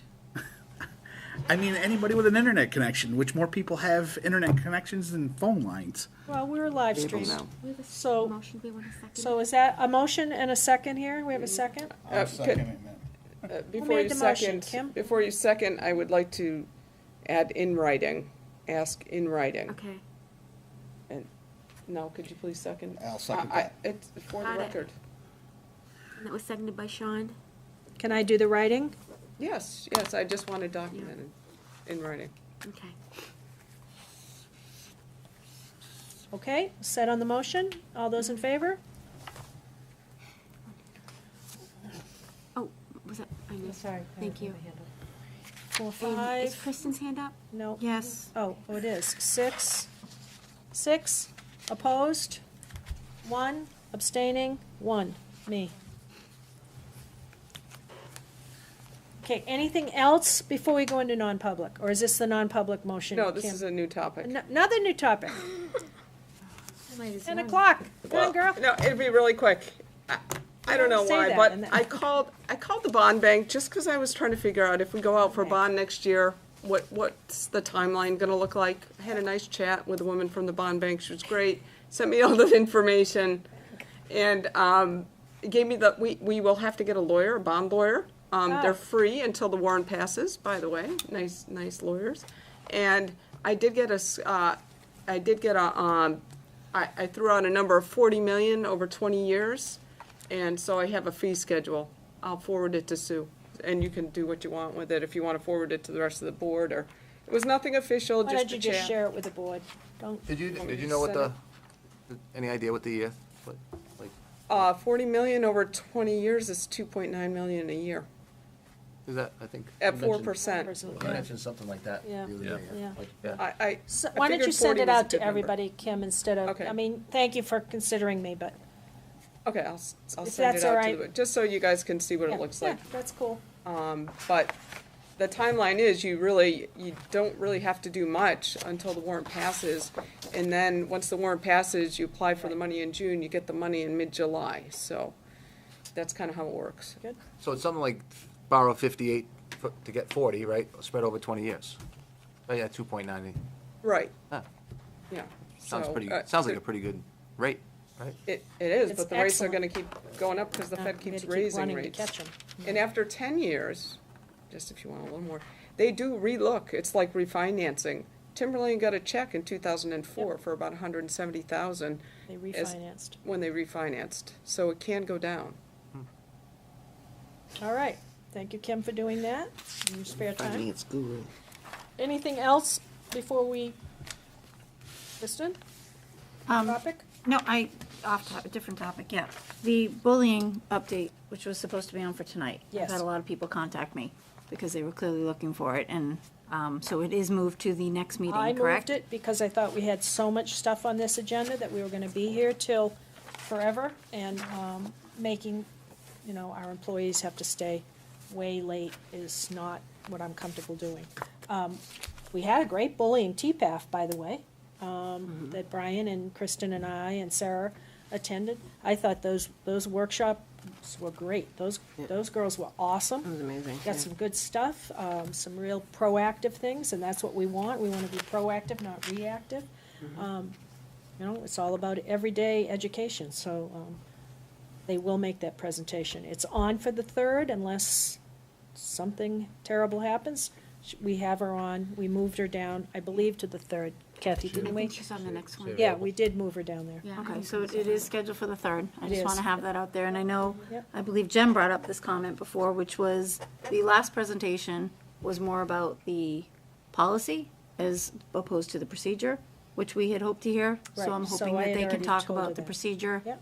as well as an update. And I would like the update about that great TPAF. I think that's worth repeating. I think For what those else- of you that weren't here, it was great evening. Well, thanks. But also, but didn't the- Kristen have a list of questions that were some? She That was gave those. supposed to be Yeah, that's, Yeah, we that brought to Susan this has meeting, those. so. Okay. Yeah, we have So- not confirmed her availability for the 3rd yet. That's So we'll confirm that. Anything else on new topics? Brian? I think this is for the super, I think, which I guess piggybacks what, the people who were sued were, the SAU board was sued, it was SAU 55. So everyone's been sued. School board, so all the parties have sued, they'll all been named, yes, all, where, it says Hampstead is the plaintiff, then it says School Board Administrative Unit, number 55. Board of School Administrative Unit, so it's laying over, it's got everyone laid out, so we're gonna have to, Individual names mentioned there?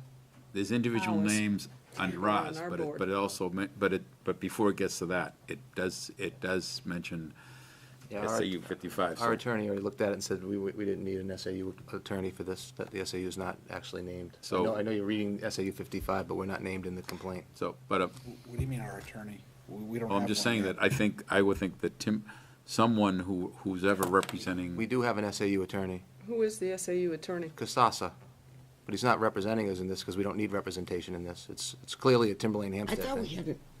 O'Shaughnessy, Yeah, the everything. Who's this new person? Who's this person? It's it's I- a He's He's conflicting, the he SA, can't. he's the person that we use in times when there's adverse parties, when Drummond Woodson cannot represent us. We use him in, like, for instance, employee, when we need 3 lawyers. He's always been the next lawyer. Well, Yeah, that's who we've Always had. been the next lawyer. Always. We've been using it for years. We've been using him for years. We use him in Not that Hampstead. we have to use them employee very things, so- often. someone is, well, that's their document. That's not me. No. That's, you can see that we, SAU 55, it's named. So whether someone has to file something. Oh, we don't have to take any action. You're wrong. We already checked it out, but that's okay. So, Okay. so you found out your answer. It's Casasas that would represent the SAU if they needed to be represented, because Drummond Woodson can't because of the conflicting parties. Okay? Okay. Anything else on our open docket before, I am assuming we want to go into non-public? I just Because- want a quick update. Yeah, that's fine. Okay, so what are we going, somebody going to make a motion to go into non-public under? What would it be? Matters, if discussed in public, I think with reputation. I think it's C. C. C, all right? 91, A3, paragraph C, 2C. paragraph. Making that motion, So Sheila's making the motion. Okay. Do we have a second? I'll second it. Sean O'Neill. Mr. Hold Boyle, on, please. Yes. Dr. Farah, Yes. Ms. Lowe's, Yes. Mrs. Mockamer, Yep. Mr. O'Neill, Yes. Mrs. Savage. Yep. Mrs. Sherman, Yes. and Mrs. Silva. Yes. Okay, timing is. Are we coming, we're not coming back, 2:55. are we? We're going to adjourn? There's no action we're going to need to take. This Well, is the just, second thing, I want to find out what's happening with that other, oh, so You could another go, non-public you thing. could go in E. Are you talking? do you want to add them both What was the together? second Or do, I want to For me? find, no, No, no. no, so I don't know if we want For to you? come in and come out. no, you will have the update, Oh, okay. I think. We I don't know hope anything so. about it. Well, you have the update. Do we have to come in and come out, or can we I just stay in? think- I don't think, if I'm catching what Brian's saying, we probably should do this one, Go out, come back in. into public, but we don't need to have this. No, We can I let think it'll be our quick. people go. Yeah, they're both, C, yeah. Yeah, they both see. Yeah, So, Brian's well, we'll do this one, come out, Yeah, more of that. but let. If you're already in put under the- C, you can just stay in there under C. Just For have another two topic? topics in there. Okay, you think we can? Well, this is That's more the of a. best, most efficient way to do it. Okay, so, but we can have, Dean I'm can trying to go. get Dean Yes. and Nick to go home. Yes, I agree wholeheartedly. Please pull the board. Happy holidays, Nick. Bye, Merry Nick, thank Christmas. you. Happy holidays.